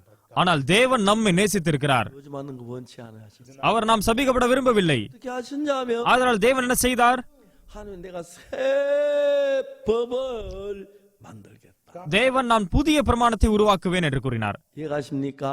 விளங்குகிறதா? 새 언약을 세우라. அவர் கூறினார், புது பிரமாணத்தை ஏற்படுத்துவேன், புது உடன்படிக்கை. 그러니까 여기에 두 가지 법이 등장되는데 ஆதலால் இங்கு நாம் பார்க்கிறோம் 2 பிரமாணங்கள் இருக்கின்றன. 만든 법은 முதலாவது ஏற்படுத்தப்பட்ட பிரமாணம், 지키면 복을 받고 못 지키면 저주받는 그 법을 만드는데 அது கடைபிடித்தால் ஆசீர்வாதம், இல்லை என்றால் சாபம் என்கிறதான பிரமாணம். 받아야 돼. ஆனால் அனைவரும் பாவம் செய்தார்கள், அதனால் சபிக்கப்பட வேண்டும். 뭐냐면은 ஆனால் இரண்டாவது பிரமாணம் யாது? 다른 법이에요. அது வித்தியாசமானது. 자, 예레미야 31장 32절을 보면 எரேமியா 31ஆம் அதிகாரம் 32ஆம் வசனத்தை பார்க்கலாம். 이 31절 내가 이스라엘 집과 유다 집에 새 언약을 세운다고 말했고요. 31ஆம் வசனத்தில் இஸ்ரவேல் குடும்பத்தோடும் யூதா குடும்பத்தோடும் புது உடன்படிக்கை பண்ணுவேன் என்கிறார். 31장 32절에는 ஆனால் 32ஆம் வசனத்தில் 여호와가 말하노라 이 언약은 내가 그들 열조의 손을 잡고 애굽에 나오던 인도 땅에서 인도한 네더land에 세운 것 같지 않냐. 그것은 내가 그들의 남편들 그들 내 언약을 파했습니다. நான் அவர்கள் பிதாக்களை எகிப்து தேசத்திலிருந்து அழைத்து வர கைப்பிடித்த நாளிலே அவர்களோட பண்ணின உடன்படிக்கையின்படி அல்ல, ஏனெனில் நான் அவர்களுக்கு நாயகராயிருந்தும் அந்த என் உடன்படிக்கையை அவர்கள் மீறி அவமாக்கி போட்டார்கள். இங்கு என்ன கூறுகிறது? 애굽에서 인도한 네더land에 세운 것은 십계명 율법입니다. அவர்களை எகிப்து தேசத்திலிருந்து வர பண்ணின போது அவரிடத்தில் நான் பண்ணின பிரமாணம் என்பது 10 கட்டளைகள், அந்த நியாய பிரமாணம். 같은 법이 아니라 그 법하고 다른 법을 세운다고. ஆனால் தேவன் கூறுகிறார், அந்த பிரமாணத்தின்படி அல்ல, ஆனால் புது உடன்படிக்கை ஏற்படுத்துவேன். 내가 여기 보면 나 여호와가 말 이 언약은 하나님이 새로 만든 새 언약을 이 언약은 내 그들 열조 손자 인도한 네더land을 세운 것 같이 아니하다는 거예요. புது உடன்படிக்கை என்பது அவர்கள் எகிப்திலிருந்து வந்த பொழுது தரப்பட்ட பழைய உடன்படிக்கையின்படி அல்லவென்று தேவன் சொல்லுகிறார். 애굽에서 인도한 네더land에 세운 그 법은 다 한 사람 다 어겼기 때문에. ஏனென்றால் தேவன் அவர்களுக்கு தந்த அந்த நியாய பிரமாணத்தை அனைவரும் மீறினார்கள். 저주를 받아야 하는 거예요. அதனால் எல்லாருமே சபிக்கப்பட வேண்டும். 하나님은 범죄한 눈에 저주를 받지 않은 새 언약을 세우겠다는 거예요. ஆனால் தேவன் புது உடன்படிக்கை ஏற்படுத்துவார், அதன் மூலமாக பாவம் இருப்பவர்கள் சபிக்கப்பட மாட்டார்கள். 새 언약은 눈에 애굽에 나올 때 세운 그 율법하고 다르다. புது உடன்படிக்கை என்பது நியாய பிரமாணத்தை விட வேறுபட்டது. 다 저주를 받아야 하는데 நியாய பிரமாணத்தை நீங்கள் மீறிவிட்டீர்கள், சபிக்கப்பட வேண்டும். அதனால் 다르다. ஆனால் புது உடன்படிக்கை வேறுபட்டது. 3절 33ஆம் வசனம், 나와 여호와가 말 그러나 그날 후에 내가 이스라엘 집에 세운 언약은 이러하니 곧 내가 나의 법을 그들의 속에 두며 그들의 마음에 기록하여 나는 그들의 하나님 그들은 내 백성이 될 것이다. அந்நாட்களுக்கு பிற்பாடு நான் இஸ்ரவேல் குடும்பத்தோட பண்ண போகிற உடன்படிக்கையாவது, நான் என் நியாய பிரமாணத்தை அவர்கள் உள்ளத்திலே வைத்து அதை அவர்கள் இருதயத்திலே எழுதி நான் அவர்கள் தேவனாய் இருப்பேன், அவர்கள் என் ஜனமாய் இருப்பார்கள். 비석에다 새겼습니다. முதலாவது நியாய பிரமாணம் கற்பலகையில் எழுதப்பட்டது. 으로 기록하셨습니다. அது தேவனுடைய விரலினால் எழுதப்பட்டது. 이제 하나님이 손가락으로 기록했다고 구약 성경에 기록돼 있어요. பழைய ஏற்பாடு அது தேவனுடைய விரலினால் எழுதப்பட்டது என்று கூறுகிறது. 법은 뭐냐면은 ஆனால் இரண்டாவது பிரமாணம் என்ன? 그 법을 돌판에 기록하는 게 아니라 우리 마음 속에도 우리 마음 안에 생각에 두고 마음 안에 기록한다. அது கற்பலகையில் இல்லை, ஆனால் நம்முடைய உள்ளத்தில் அது எழுதப்படும், நம்முடைய சிந்தையில். 그러니까 우리 마음이 두 번째 법을 지키고 싶도록 한다는 거예요. அதனால் தான் நம்முடைய இருதயம் அந்த இரண்டாவது பிரமாணத்தை நோக்கி இருக்கிறது. 제 마음에서 음란한 마음을 넣으면 음란한 마음이 나오겠죠. இச்சையான இருதயம் இருந்தால் இச்சையான எண்ணம் ஏற்படும். 우리 마음엔 예수님의 마음을 넣어서 예수님 같은 마음을 흘러가니까 அதனால் இயேசுனுடைய இருதயம் நமக்குள் தரப்பட்ட பொழுது நாம் இயேசுனுடைய இருதயத்தோடு ஒன்றாகிறோம். 첫 번째 법은 손가락으로 돌비석에 기록했는데 முக்கியமான விஷயம் என்னவென்றால், முதலாவது பிரமாணம் தேவனுடைய விரலினால் கற்பலகையில் எழுதப்பட்டது. 뭐 지금 저주를 받는데 அந்த பிரமாணத்தை கடைபிடித்தால் ஆசீர்வதிக்கப்படுவோம், இல்லை என்றால் சபிக்கப்படுவோம். 첫 번째 법은 다른 거예요. ஆனால் இரண்டாவது பிரமாணம் வேறுபட்டது. 두 번째 아주 중요한 34절인데 இரண்டாவது பிரமாணத்தை குறித்த முக்கியத்துவம் 34வது வசனத்தில் இருக்கிறது. 너는 각기 이웃과 형제를 가르치기를 너는 여호와를 알라 하지 아니하니 이는 작은 자로부터 큰 자가 다 나를 알미라. இனி ஒருவன் தன் அயலானையும் சகோதரனையும் நோக்கி கர்த்தரை அறிந்து கொள் என்று போதிப்பதில்லை, அவர்களில் சிறியவன் முதல் பெரியவன் மட்டும் எல்லாரும் என்னை அறிந்து கொள்வார்கள். 왜요? எதற்காக? 우리 마음의 법이다 기록 우리가 다 알게 돼 있어. அவர்கள் எல்லாருக்குமே தெரியும், ஏனென்றால் நியாயப்பிரமாணம் இருதயத்தில் எழுதப்பட்டிருக்கிறது. 더 중요한 것은 மிக முக்கியமான விஷயம் 그 다음에 말인데. அடுத்து என்ன கூறப்பட்டிருக்கிறது? 우리가 죄를 죄 지은 사람 죄의 벌을 받아야 하는데 நாம் பாவம் செய்திருக்கிறோம், நாம் அதற்காக சபிக்கப்பட வேண்டும். 여기는 내가 그들의 죄악을 사하고 다시는 그 죄를 기억지 아니하리라. 여호와의 말이니라. கர்த்தர் சொல்லுகிறார், நான் அவர்கள் அக்கிரமத்தை மன்னித்து அவர்கள் பாவங்களை இனி நினையாதிருப்பேன். their sin no more. 자, 여기서 뭐라고 말하면 இங்கு என்ன கூறப்பட்டிருக்கிறது? 우리가 지은 죄는 첫 번째 율법의 죄를 지금 내가 저주를 받아야 하는데 இதற்கு முன்பாக முதல் பிரமாணத்தின் கீழ் நான் பாவம் செய்தால் நான் சபிக்கப்பட வேண்டும். 두 번째 법은 우리가 죄를 지었을 때에 ஆனால் இரண்டாவது பிரமாணத்தில் நாம் பாவம் செய்தவர்களாக இருந்தாலும் 하나님이 우리 죄를 사하시고 தேவன் நம்முடைய பாவத்தை மன்னித்து 다시는 그 죄를 기억지 아니하리라. மற்றும் அவர் வாக்குத்தத்தம் பண்ணுகிறார், அவருடைய பாவங்களை இனி நினையாதிருப்பேன். 그러니까 이제 언젠 그 법을 세우는지는 이야기하지 않았습니다. எப்பொழுது இந்த பிரமாணம் ஸ்தாபிக்கப்படும் என்று கூறவில்லை. 근데 이게 예레미야 31장 이걸 쓸 때 아직까지 그 새 언약은 세워지지 않았습니다. எரேமியா 31ஆம் அதிகாரம் எழுதப்பட்ட பொழுது அந்த புதிய பிரமாணம் இன்னும் ஸ்தாபிக்கப்படவில்லை. 아직 율법을 범하면 அந்த நேரத்தில் அந்த நியாய பிரமாணம் இன்னும் இருந்தது. 죽고 விபச்சாரம் செய்தால் கல்லெறியப்பட வேண்டும், 맞아 죽고 களவு செய்தால் கல்லெறியப்பட வேண்டும். 살아왔습니다. நீங்கள் நியாய பிரமாணத்தை பின்பற்றி வாழ வேண்டியிருந்தது. 근데 날이 이르리니 하나님은 새 언약을 세우는데 ஆனால் நாட்கள் வரும் என்று தேவன் கூறுகிறார், நான் புதிய உடன்படிக்கை ஏற்படுத்துவேன். 언약은 내가 그들의 죄악을 사고 다시는 그 죄를 기억지 않을 여호와의 말. அந்த உடன்படிக்கை என்னவென்றால், நான் அவர்கள் அக்கிரமத்தை மன்னித்து பாவங்களை இனி நினையாதிருப்பேன் என்று தேவன் கூறுகிறார். 하는 그 부분은 언제 세울는지 모르지만은 தேவன் அதை எப்பொழுது ஸ்தாபிப்பார் என்று நமக்கு தெரியவில்லை. 오면은 அந்த நாள் எப்போது வரும், 그 새 법을 세우는데 நான் அந்த புதிய உடன்படிக்கை ஏற்படுத்துவேன். 우리 인간 지은 죄를 하나님이 사하고 하나님이 기억지 아니하신다고 하는 법을 만들었습니다. தேவன் அவருடைய அக்கிரமங்களை மன்னித்து பாவங்களை நினையாதிருப்பேன் என்ற பிரமாணத்தை ஏற்படுத்துகிறார். And no more. 첫 번째는 우리가 지은 벌을 우리가 받도록 법을 정해놨고 முதலாவது நியாய பிரமாணத்தின்படி நாம் பாவம் செய்தால் நாம் தான் அதற்காக தண்டிக்கப்பட வேண்டும். 우리가 죄를 지었지만 하나님이 그 죄를 사하도록 그렇게 법을 만들어놨. ஆனால் இரண்டாவது பிரமாணத்தில் நியாய பிரமாணம் உருவாக்கப்பட்டது, நாம் பாவம் செய்ததை தேவன் மன்னித்து விட்டார் என்று. 이제 세월이 흘렀습니다. அதன் பிறகு நாட்கள் கடந்தது. 예수님께서 오셨습니다. இயேசு கிறிஸ்து வந்தார். 그래서 예수님은 33년 계셨는데 இயேசு வந்து 33 வருடங்கள் இருந்தார். 예수님이 성전에 뭘 가르치고 계셨는데 ஒருமுறை தேவாலயத்தில் இயேசு கற்பித்துக் கொண்டிருந்தார். 서기관도 바리새인들이 가는 중에 잡힌 여자를 끌고 왔어요. பரிசேயரும் வேதபாரகரும் அந்த ஸ்திரியை கொண்டு வந்தார்கள். 그리고 예수님께 말했어요. இயேசுவிடத்தில் கேட்கிறார்கள், 하나님 이 여자가 가늠하다 현장에 잡혔어요. போதகரே, இந்த ஸ்திரீ விபச்சாரம் செய்யும் போது பிடிபட்டால் 모세 율법에는 돌로 치라고 그랬어요. மோசேவின் பிரமாணத்தின்படி இவள் கல்லெறியப்பட வேண்டும். 는 어떻게 바르겠나? நீங்கள் என்ன கூற போகிறீர்கள்? Sayest thou. 예수 이때를 기다렸어요. இயேசு இதற்காக காத்துக் கொண்டிருந்தார்.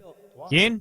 예수님은 이 땅에 내려오실 때 우리를 죄에서 구원하러 오셨기 때문에 இயேசு இந்த பூமிக்கு நம்மை பாவத்திலிருந்து மீட்பதற்காக வந்தார். 어떤 죄든지 간에 다 우리를 사하고 구원해야 할 책임을 எந்த மாதிரியான பாவமாக இருந்தாலும் இயேசுவுக்கு அதை மன்னிக்கக்கூடிய பொறுப்பு இருக்கிறது, மீட்கக்கூடிய பொறுப்பு இருக்கிறது. 보면은 ஆனால் நியாய பிரமாணத்தில் போடப்பட்டிருக்கிறது, 죄를 지은 우리가 죄 사함 받는 게 아니라 நாம் பாவம் செய்து நாம் மன்னிக்கப்பட வேண்டும் என்று இல்லை.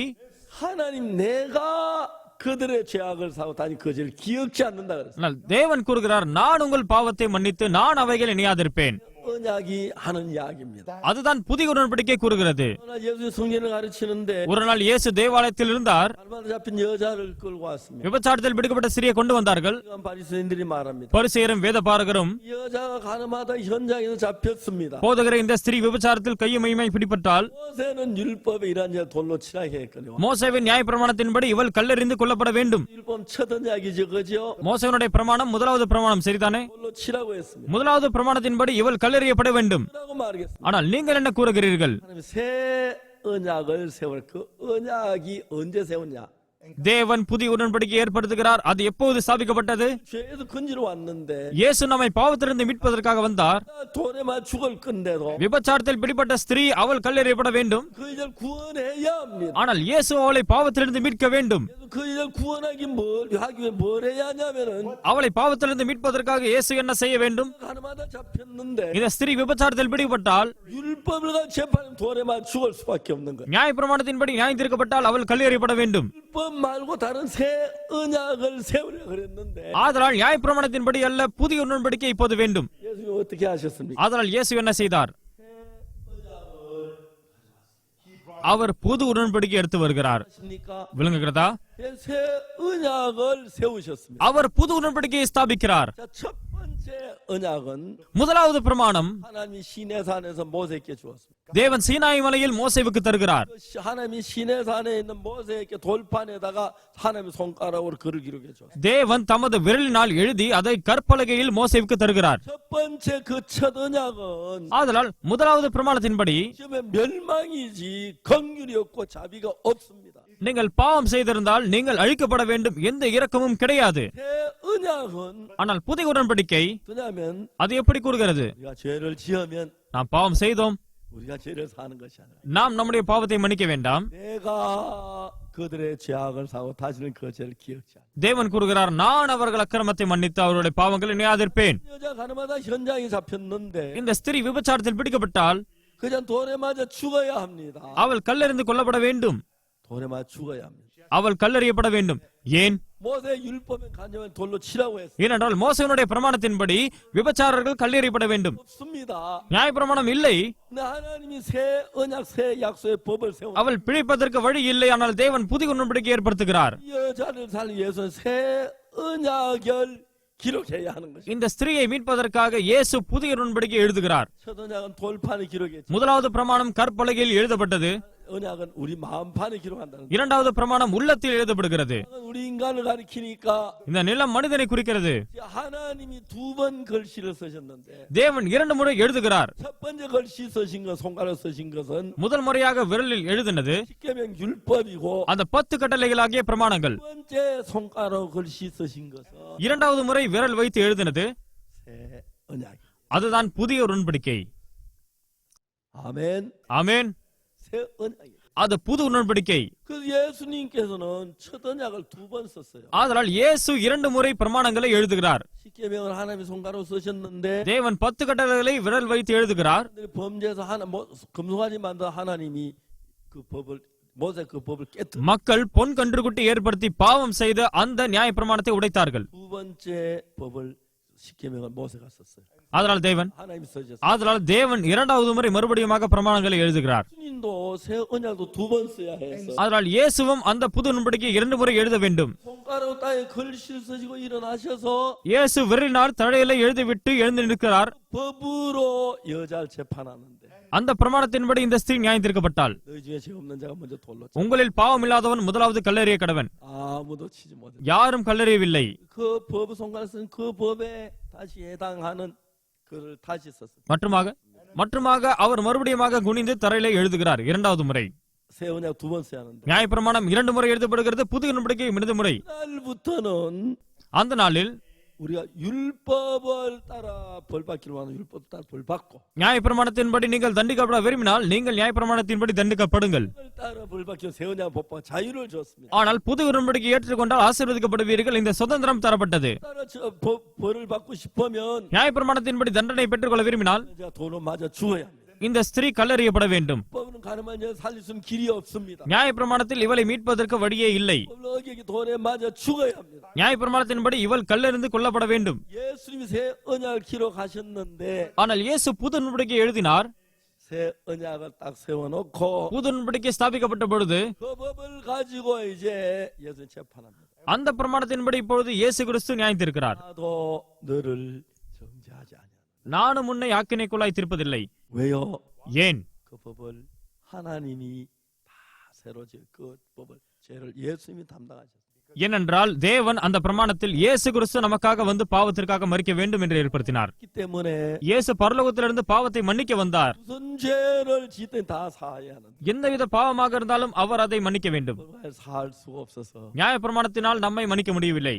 언약을 세워서 그 법을 따라 재판하니까 ஆதலால் புது உடன்படிக்கையின்படி அவர் நியாயத்திருக்கிறார். 가늠한 여자를 보면 의롭다고 말할 수가 있는 것이. ஆதலால் அந்த விபச்சார ஸ்திரியை பார்த்து நீ நீதிமான் என்று அவர் கூறுகிறார். 이해가십니까? உங்களுக்கு புரிகிறதா? 그래서 이제 그 법으로 이제 재판하면 அவள் அந்த பிரமாணத்தின்படி நியாயத்திருக்கப்படும் போது அவள் வாழ்ந்திருக்க முடியும். 로마서 8장 1절에 ரோமர் 8ஆம் அதிகாரம் 1ஆம் வசனத்தில் 그러므로 이제 그리스도 예수 안에 자 결코 정죄함이 없나니. கிறிஸ்து இயேசுவுக்கு உட்பட்டவர்களாக இருக்கிறவர்களுக்கு ஆக்கினை தீர்ப்பு இல்லை. 2절을 봅시다. 2ஆம் வசனத்தை பார்ப்போம். 이는 그리스도 안에 있는 생명의 성령의 법이 죄와 사망의 법에서 너를 해방하였습니다. கிறிஸ்து இயேசுவினாலே ஜீவனுடைய ஆவியின் பிரமாணம் என்னை பாவம் மரணம் என்பவைகளின் பிரமாணத்தினின்று விடுதலையாக்கிற்றே. 생명의 성령의 법은 ஜீவனுடைய ஆவியின் பிரமாணம் 예수님 손가락 땅에 걸치선 새로운 법입니다. இயேசு கிறிஸ்து குனிந்து தரையில எழுதின அந்த புதிய பிரமாணம். 죄와 사망의 법은 பாவம் மரணம் என்ற பிரமாணம் 율법입니다. அதுதான் நியாய பிரமாணம். 율법은 오면 사람들을 죄인을 만들고 நியாய பிரமாணம் தரப்பட்ட பொழுது மக்கள் பாவிகளானார்கள், 사망을 당케 합니다. அவர்கள் மரணத்தை பெற்றுக் கொண்டார்கள். 율법을 가지고 죄와 사망의 법이라고 말했고, ஆதலால் நியாய பிரமாணம் என்பது பாவம் மற்றும் மரணத்தின் பிரமாணம். 때로 새 언약은 생명의 성령의 법입니다. தேவனுடைய வாக்குத்தத்தத்தின்படி புது உடன்படிக்கை என்பது ஜீவனோட ஆவியின் பிரமாணம். 이번에 그러니까 지난 2월 말에 கடந்த பிப்ரவரி மாதத்தில் 미국에 갔습니다. நான் அமெரிக்கா போயிருந்தேன்.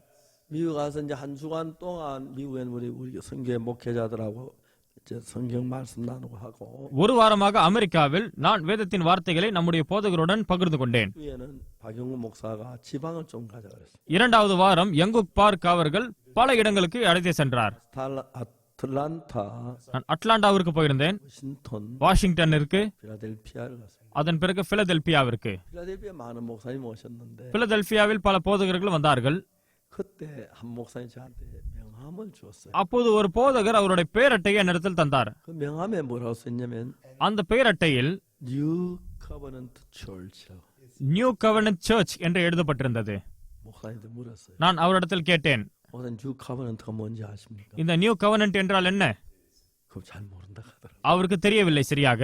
예레미야 31장 31절을 읽어줬어요. ஆதலால் எரேமியா 31ஆம் அதிகாரம் 31ஆம் வசனத்தில் 여호와께 새 언약을 세우리라. நாட்கள் வரும் என்று தேவன் கூறுகிறார், புதிய உடன்படிக்கை ஏற்படுத்துவேன். 첫 언약은 முதலாவது உடன்படிக்கை, 죄를 지으면 처벌하고, நீங்கள் பாவம் செய்தால் அழிக்கப்படுவீர்கள், 그러면 저 말씀 순종하면 복을 주고, வார்த்தையை கை கொண்டால் ஆசீர்வதிக்கப்படுவீர்கள். 첫 언약입니다. அதுதான் முதல் உடன்படிக்கை. 두 번째 언약은 ஆனால் இரண்டாவது உடன்படிக்கையில் 무슨 죄를 지었든지 간에 நாம் பாவிகளாக இருந்திருந்தாலும் 하나님이 우리 죄를 사하시고 தேவன் நம்முடைய பாவத்தை மன்னித்து 우리 죄를 기억지 아니하신다. நம்முடைய பாவங்களை நினையாதிருப்பேன் என்று கூறுகிறார். 두 번째 언약입니다. அதுதான் இரண்டாவது பிரமாணம். 그래서 이제 이 첫 번째 언약이 만들어 사람들이 계속 죽었습니다. முதலாவது பிரமாணம் ஏற்படுத்தப்பட்ட பிறகு தொடர்ந்து மக்கள் மரித்துக் கொண்டிருந்தார்கள். 3,000명 죽고, பொன் கன்றுக்குட்டியினால் 3000 பேர் மரித்தார்கள். 원망하다 죽고, குறை கூறினதனால், 하다 죽고, குச்சிகளை பொறுக்கினதால் செத்தார்கள். 죽고. இதனால் அதனால் என்று தொடர்ந்து மரித்துக் கொண்டே இருந்தார்கள். 우리는 그 첫 언약은 이미 그 지키면 볼 받고 어기면 저주면 못 지게 저주 계속 저주가 와야 했어. முதலாவது பிரமாணத்தை கடைபிடித்தால் நீங்கள் ஆசீர்வதிக்கப்படுவீர்கள் என்ற சாபம், ஆனால் மக்கள் தொடர்ந்து சபிக்கப்பட்டுக் கொண்டே இருந்தார்கள். 우리 세상 사람 다 멸망당하기 때문에 முதலாவது பிரமாணத்தின்படி இந்த உலகத்தில் உள்ள அனைவரும் அழிக்கப்பட வேண்டும். 인간들을 살리기 위해서 하는 새 언약을 정했는데, தேவன் மனிதனை மீட்பதற்காக புது உடன்படிக்கையை ஏற்படுத்தினார். 예레미야 31장 34절에 எரேமியா 31ஆம் அதிகாரம் 34வது வசனத்தில் 거기 이제 새 언약은 내가 그들의 죄를 사하고 다시는 그 죄를 기억지 아니하리라. அது கூறுகிறது புதிய உடன்படிக்கையின்படி நான் அவர்கள் அக்கிரமத்தை மன்னித்து பாவங்களை நினையாதிருப்பேன் என்று கூறுகிறது. 가늠한 여자가 얼마나 잡혔는데 இந்த ஸ்திரீ விபச்சாரத்தில் பிடிக்கப்பட்டால் 첫 언약으로가 재판을 받으며 முதலாவது பிரமாணத்தின்படி அவள் நியாயம் தீர்க்கப்பட்டிருந்தால் 법은 긍휼이 없고 저주를 받아야 하기 때문에 멸망을 받을 수밖에 없습니다. நியாய பிரமாணத்தில் இரக்கம் ஏதும் இல்லை, அவள் நியாயம் தீர்க்கப்பட்டு அழிக்கப்பட்டிருக்க வேண்டும். 예수님이 가늠한 여자를 살리기 위해서 많은 길을 가져왔는데, இயேசு இந்த ஸ்திரீயை மீட்பதற்காக பல வழிகளுடன் வந்திருந்தார். 가늠한 여자를 살리기 위해서는 법을 바꿔야 할 수밖에 없습니다. இவளை மீட்பதற்கு அவர் பிரமாணத்தை மாற்ற வேண்டும். 언약을 기록해야. அவர் புதிய உடன்படிக்கைக்கு மாற வேண்டும். 예레미야 31장 31절 34절 사이에 있는 말씀대로 எரேமியா 31ஆம் அதிகாரம் 31லிருந்து 34 வரை 내가 그들의 죄악을 사고 다시는 그 죄를 기억치 아니하여 여호와의 말이니라.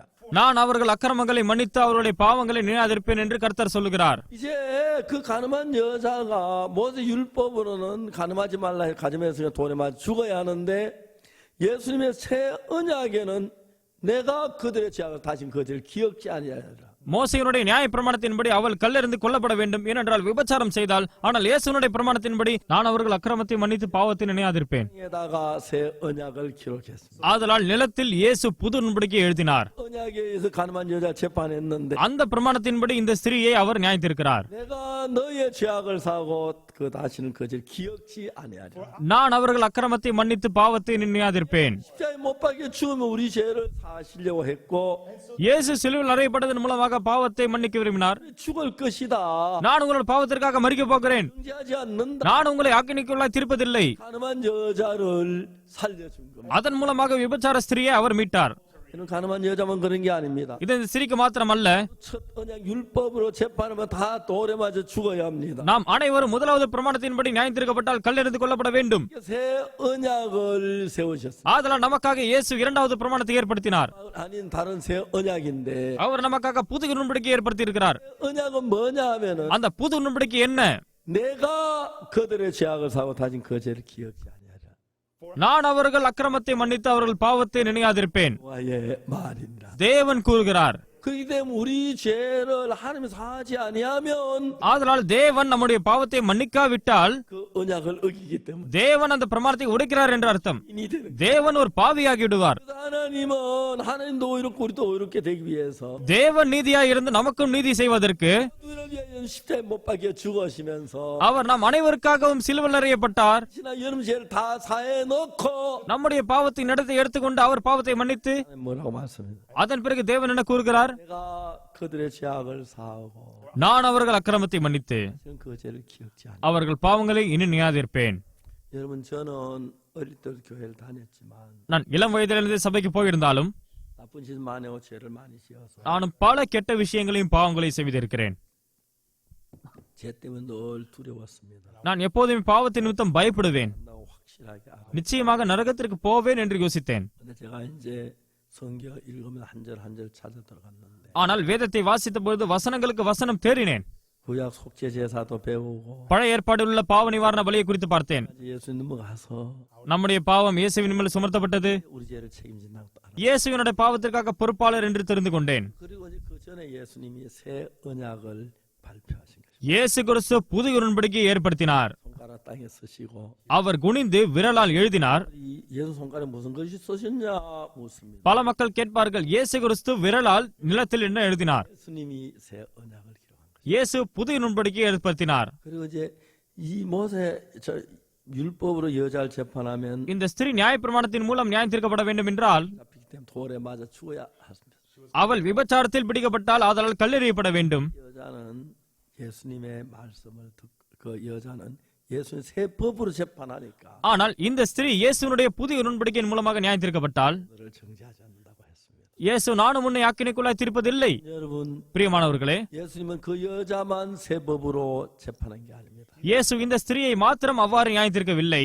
나도 நானும் கூட, 여러분도 நீங்களும் தான் 우리 모두를 살려주기 위하여 நாம் அனைவரையும் மீட்பதற்காக 새 법을 만드셨고 அவர் புது பிரமாணத்தை ஏற்படுத்தினார். 법으로 우리를 재판했을 때 புது பிரமாணத்தின்படி நம்மை நியாயம் தீர்க்கும் பொழுது 가늠한 여자에게 하신 말씀처럼 விபச்சார ஸ்திரீயினிடத்தில் அவர் கூறினது போல, 그들의 죄악을 다 나도 너를 정죄하지 아니한다. நான் அவர்கள் அக்கிரமத்தை மன்னித்து பாவங்களை நினையாதிருப்பேன். 다시는 그 죄를 기억지 아니하였습니다. உங்களுடைய பாவங்களை நான் இனி நினையாதிருப்பேன். 다음 시간 우리가 저 구약 속죄제다 이야기를 할 건데 அடுத்த முறை பழைய ஏற்பாட்டின் பாவ நிவாரண பலி குறித்து பேசலாம். 너무너무 신기합니다. நம்முடைய பாவங்கள் மன்னிக்கப்பட்டது ஆச்சரியமான விஷயம். 1절에 ரோமர் 8:1 그리스도 예수 안에 결코 정죄함이 없나니 ஆதையால் கிறிஸ்து இயேசுவுக்கு உட்பட்டவர்களுக்கு ஆக்கினை தீர்ப்பு இல்லை. 예수 안에 있는 생명의 성령의 법이 ஜீவனுள்ள ஆவியின் பிரமாணம் இயேசு கிறிஸ்துவுக்குள் இருக்கிறது. 사망의 번호를 해 அது என்னை பாவம் மரணம் என்ற பிரமாணத்திலிருந்து விடுதலையாக்கிற்றே. 너무 놀랍습니다. இது மிக ஆச்சரியமான விஷயம். 교도소에서 한 청년이 있었습니다. சிறைச்சாலையில் ஒரு இளைஞர் இருந்தார். 이 사람은 너무너무 감당이 안 되는 사람. யாராலும் இவரை கட்டுப்படுத்த முடியவில்லை.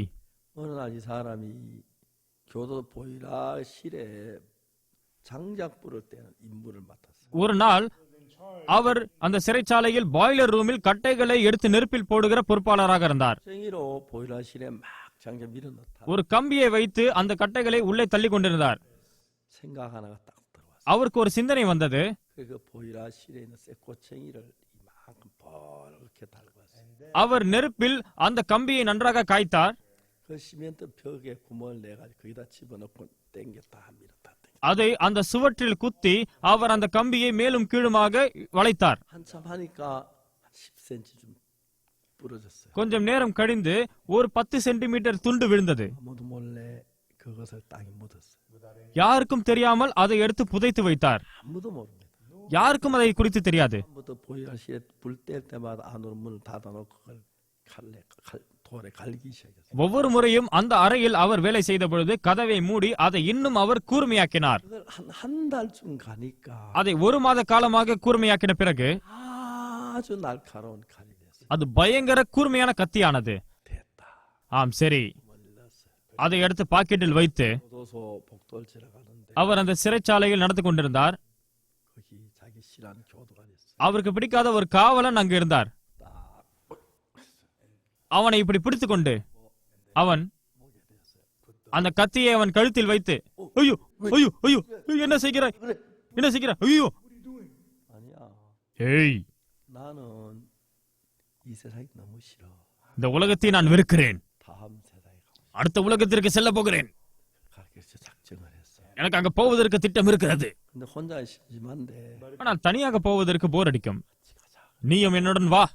교도 발발발 떨었어. அந்த காவலர் பயத்தில் நடுங்கினார். 와서 அவரை பிடித்து 방에 들어갔어요. ஒரு காலி அறைக்கு சென்றார். 안으로 문을 그 잠그고 உள்ளுக்குள்ளாக கதவை பூட்டினார். 소리를 질렀어요. அவர் கத்தினார், 교도소장 오라 그래. 문 열어줄게. ஏய் அந்த வார்டனை அழைத்து வாருங்கள், 법무부 장관 오라 그래. 문 열어줄게. ஏய் சட்டத்தின் தலைவரை கூட்டி வாருங்கள், அப்போதுதான் திறப்பேன். 그래서 무릎을 꿇어놓고 அந்த காவலனை முட்டி போட வைத்து இவர் சென்று உட்கார்ந்தார். 큰일 났어요. இப்போது ஒரு பெரிய பிரச்சனை, 교도원 한 사람 죽게 됐어요. ஒரு காவலன் கொல்லப்பட இருக்கிறான். 그래가지고 교도소에서 밤새도록 회의를 했어요. ஆதலால் சிறைச்சாலையில் முழு இரவும் அவர்கள் ஆலோசித்தார்கள். 3시쯤 அதிகாலை 3 மணி அளவில் 졸릴 때 அவர்கள் தூங்கின பொழுது 교도관들 큰 전봇대를 들고 어깨 메고 왔어요. அந்த சிறைச்சாலை காவலர்கள் ஒரு பெரிய மின் கம்பத்தை கொண்டு வந்தார்கள். 아들이 제 벽이 딱 무너졌어요. 10 பேர் ஓடி சென்று அந்த மின் கம்பத்தை அந்த சுவரோடு மோதினார்கள். அந்த சுவர் இடிந்து விழுந்தது. 벽이 무너지는 바람에 두 사람이 거기 깔렸어요. சுவர் இடிந்து விழுந்ததால் இருவரும் அதில் சிக்கிக் கொண்டார்கள். 좀 다치긴 했지만 கொஞ்சம் அவர்களுக்கு அடிபட்டது, 살아났어요. அவர்கள் பிழைத்தார்கள். 교도소는 이 사람이 감당이 안 되는 거예요. சிறைச்சாலையில் இவனை அவர்களால் கட்டுப்படுத்த முடியவில்லை. 교도관 3번 납치했다. 3 முறை அவர் இவ்வாறு கடத்தி இருக்கிறார். 내가 물어봤어요. நான் அவரிடத்தில் கேட்டேன், 어떻게 교도관을 납치해? எவ்வாறு உன்னால் காவலர்களை கடத்த முடிந்தது? 하려면 다 길이 있다는 거예요. உங்களுக்கு விருப்பம் இருந்தால் வழி இருக்கிறது என்று கூறினார். 한번 얘기를 해봐. 어떻게 했냐? எப்படி செய்தாய்? 그 이야기를 하는 거예요. அதைதான் அவன் கூறினான். 근데 이제 교도소 이 사람 너무 골치가 아픈 거예요. அவன் சிறைச்சாலையில் அவ்வளவு பிரச்சனையை செய்து கொண்டிருந்தான். 그래가지고 어떤 목사님을 불렀어요. அதனால் அவனுக்காக ஒரு போதகரை வரவழைத்தார்கள். 아버지랑 아들 관계를 부자관계를 맺었어요. அந்த இருவருக்கும் ஒரு தகப்பன் மகனை போன்ற உறவு ஏற்பட்டது. 너무 좋은 거예요. அவனுக்கு இவரை பிடித்திருந்தது. 속옷도 넣어주고 அந்த போதகர் அவருக்கு 돈도 넣어주고. சில நல்ல காரியங்களை வாங்கி கொடுத்து பணம் கொடுத்து ஒரு அப்பாவை போல பேச்சை கேட்டான். 야, ஏய், 아버지. கூறுங்கள். 그러면 늘 자주 올 때마다 음식도 좀 너무 좋은 거. அந்த தகப்பன் அவனுக்கு நல்ல உணவுகளை கொண்டு வந்திருந்தார். 어느 날 ஆனால் ஒரு நாள் 오셔가지고 இவர் வந்து, 나 기성아 내가 너한테 할 이야기. கீசாங், உன்னிடத்தில் ஒன்று கூறுகிறேன். 아버지 무슨 얘기입니까? ஆம், என்ன அது, கூறுங்கள். 너 방에 지독한 그 박옥수파가 있다. உன்னுடைய சிறைக்குள்ளாகவே மிகவும் மோசமான அந்த பாஸ்டர் பார்க் அவரை சேர்ந்த ஒருவன் இருக்கிறான். 죄가 없다 한 놈들이다. அவன் பாவமே இல்லை என்று கூறுவான். 죄 없는 놈이 어디 있어요? என்ன பாவம் இல்லையா? 그래 말이야. ஏய், இல்லை, 절대 그놈하고 만나지 마. அவனை நீ சந்திக்கவே கூடாது, 빠진다. நீ வஞ்சிக்கப்படுவாய். 그러니까 자기 방에서 몰랐어요. ஒரே சிறைச்சாலையில் இருந்தாலும் 이வர்களுக்கு தெரியாது. 야, 너 죄 없어? ஏன் பாவம் இல்லை? 이 사람은 겁이 없어요. ஆனால் இவனுக்கு பயம் கிடையாது.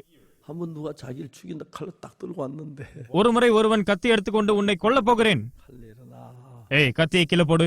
존말할 때 நான் கூறுகிறேன், கத்தியை கீழே போடு. 막 위협을 했어요. அவனை பயமுறுத்திக் கொண்டே இருந்தான். 손을 칼날 딱 잡았어요. ஆனால் இவன் கத்தியை கீழாக பிடித்துக் கொண்டான். 손에 막 피가 흐르는. அவனுடைய கையில் இருந்து ரத்தம் வந்தது. 빨리 나 때려 죽기 전에 இப்போது கீழே போட போகிறாயா இல்லையா? அவன் பயந்து விட்டான். 아무도 담당을 못. யாராலும் இவனை கட்டுப்படுத்த முடியவில்லை. 진짜 그런 사람. அந்த மாதிரியானவன் தான் இவன். 나 하나 주면 그만이야. அவன் கூறினான், பயமில்லை எனக்கு மரணத்திற்கு. 한 번 주기 두 번 죽어. ஒரு முறைதான் நாம் மறிக்க போகிறோம், 2 முறை இல்லை, வா. 아무도 그걸 이긴 사람. யாராலும் இவனை கட்டுப்படுத்த முடியவில்லை. 근데 그 사람을 만났어요. ஆனால் அவன் அந்த மனிதனை சந்தித்தான். 죄 없어? என்ன உன்னிடத்தில் பாவம் இல்லையா? 없는 교도는 왜 왔어? பாவம் இல்லை என்றால் ஏன் சிறைச்சாலையில் இருக்கிறாய்? 형님, ஏய் கேளு, 다 사함을 받. எனக்கு நிறைய பாவம் இருந்தது, ஆனால் மன்னிக்கப்பட்டிருக்கிறது. 깜짝 놀라. இவனுக்கு ஆச்சரியம், 몽두한테 얻어 맞은 것 같아. ஏதோ ஒரு குச்சியால் அடித்தது போன்ற உணர்வு. 죄 때문에 고민했는데 죄 사함을 받은 사람인데. இவன் பாவத்தை குறித்து கவலைப்பட்டுக் கொண்டிருந்தான், ஆனால் மன்னிக்கப்பட்டதா? 많이 지었는데 நான் நிறைய பாவம் செய்திருக்கிறேன். 보통 밖에 나갈 때 야 사람이 한 번 지고 두 번 지고 큰 소리 쳤는데 வெளிப்புறமாக ரொம்ப திமிராக, ஏய் ஒரு முறை தான் மறிக்க போகிறோம், 2 முறை இல்லை என்று. 막 그 죄 괴로운 거예요. ஆனால் உள்ளுக்குள்ளாக பாவத்தை நிமித்தமாக கஷ்டப்பட்டான். 자기가 그 뭐 피해를 준 그 사람 가족들 생각하면 너무 가책받고 அவன் காயப்படுத்தினவரை குறித்து யோசிக்கும் பொழுது இவனுக்கு மிக மனநோவாக இருந்தது. 막 그랬어. ஓ, நான் நரகத்திற்கு போனால் எப்படி என்று அவன் யோசித்தான். 근데 옆에 이 친구가 죄를 사함 받았어. ஆனால் இவன் பாவம் மன்னிக்கப்பட்டு விட்டது என்று கூறுகிறான். 근데 하나님 성령이 역사하셨죠. தேவனுடைய ஆவி கிரியை செய்தது. 나도 정말 이 죄 좀 벗고 싶다. இவன் நானும் பாவத்திலிருந்து விடுதலையாக வேண்டும். 너무 이 죄 때문에 너무 가슴이 아프다. 미치겠다. என்னுடைய இருதயம் பாவத்தினால் வலிக்கிறது, நான் பைத்தியமாகிறேன். 그 마음이 일어나는 거야. அந்த மாதிரியான இருதயம் வந்தது இவனுக்கு. இவன் கூறினார், 어째 받았는데? சரி எப்படிதான் மன்னிக்கப்பட்ட? 그래 뭐 성경 놓고 이야기를 하는데 இவன் வேதத்திலிருந்து இவனிடத்தில் விவரித்து கூறினான். 생전에 한 번도 성경이 안 들어봐요. 그 이해가 가야지. இதற்கு முன்பாக வேதத்திலிருந்து ஒன்றும் கேட்டதில்லை, ஆதலால் இவனுக்கு புரியவில்லை. 이해가 안 가는 거야. இவனால் புரிந்து கொள்ள முடியவில்லை. 다시 얘기해봐. ஏய், மறுபடியுமாக கூறு. 형님 이게 뭐 알아듣? ஏய், ஒரு முறை இதை கேளுங்கள். 주관님 이해가 안 가. ஆனால் இவனுக்கு எவ்வளவுதான் விவரித்தாலும் புரியவில்லை. 미치겠는 거야. அவனுக்கு பைத்தியம் பிடிப்பது போன்று. 이 사람은 죄에서 벗어났다 하고 இருவரும் பாவிகள், ஆனால் இவன் பாவத்திலிருந்து விடுதலை என்கிறானே, 미칠 것 அது என்னை பைத்தியம் பிடிக்க வைக்கிறது. மறுபடியும் கூறுங்கள். 안 되니까 ஆனால் வேலைக்காகவில்லை. 책을 딱 꺼내주는 거야. ஆதலால் இவனுக்காக அவன் ஒரு புஸ்தகத்தை எடுத்துவிட்டு, 난 이렇게 죄에서 벗어나겠다. 그 책을 줬어. பாவத்திலிருந்து பரிபூர்ணமாய் விடுதலையாக்கப்பட்டேன் என்ற புஸ்தகம் அது. 읽으면 이해가 가는 거야. அதை அவன் வாசித்து புரிந்து கொண்டான். 매일 책을 읽기 시작해. அன்றைக்கு அந்த புஸ்தகத்தை ஒவ்வொன்றாக வாசித்தான். 늦었어요. தாமதமானது, 됐어요. நள்ளிரவானது, 그런데 ஆனால் அனைவரும் தூங்கினார்கள். இவன் தனியாக புஸ்தகத்தை வாசித்தான். 12시 நள்ளிரவு, 됐는데 ஏறக்குறைய நள்ளிரவு. 가슴 아픈 게 அது அவனுக்கு இருதயம் உடைப்பதாக இருந்தது. 이해가 안 가는 게 하나. ஏனென்றால் அவன் புரியாத காரியங்கள் பலவிருந்தது. 아침 깰 때까지 해도 안 되겠다. இவனை எழுப்பலாமா? 야야야. ஏய் இல்லை, ஏய், மன்னித்து விடுங்கள், எழுந்திருங்கள். என்ன ஆயிற்று, என்ன ஆயிற்று? மன்னித்து விடுங்கள், மன்னித்து விடுங்கள். 이건 무슨 말이야? தயவு செய்து கூறுங்கள். 야야 미안. இதற்கு என்ன அர்த்தம்? நாளை கூறுகிறேன். இல்லை, இப்பொழுதே கூறுங்கள். 이거 이게 그 뜻이래요. ஓ இதுவா? இதற்கு இதுதான் அர்த்தம். ஓ அப்படியா? சரி, தூங்குங்கள், தூங்குங்கள். 그런 일이 밤중에 한두 번 있었어요. இவ்வாறு 2-3 முறை நடந்தது அன்று. 오후부터 계속 책을 읽는. மதிய நேரத்திலிருந்து தொடர்ந்து அந்த புஸ்தகத்தை வாசித்தான். 밥 먹는 것도 잊어버리고 சாப்பிடுவதை மறந்து, 너무 죄를 씻고 싶어. ஏனென்றால் அந்த அளவுக்கு பாவம் கழுவப்பட வேண்டும் என்று அவன் விரும்பினான். அதனால் தூங்காமல் அவன் வாசித்து வாசித்து, 먼동이 막 떠오르는 அதன் பிறகு காலையில் சூரியன் உதயமானது. 죄가 하나.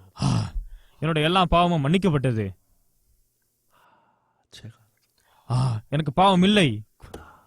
அதுதான் சரி. 내 죄를 다 씻었구나. இயேசுனுடைய பாவத்தை சிலுவையில் கழுவி இருக்கிறார். நான் பாவி இல்லை. 다 씻으면 어떻게 죄인이야? அனைத்தும் கழுவப்பட்டது. நான் எப்படி பாவி?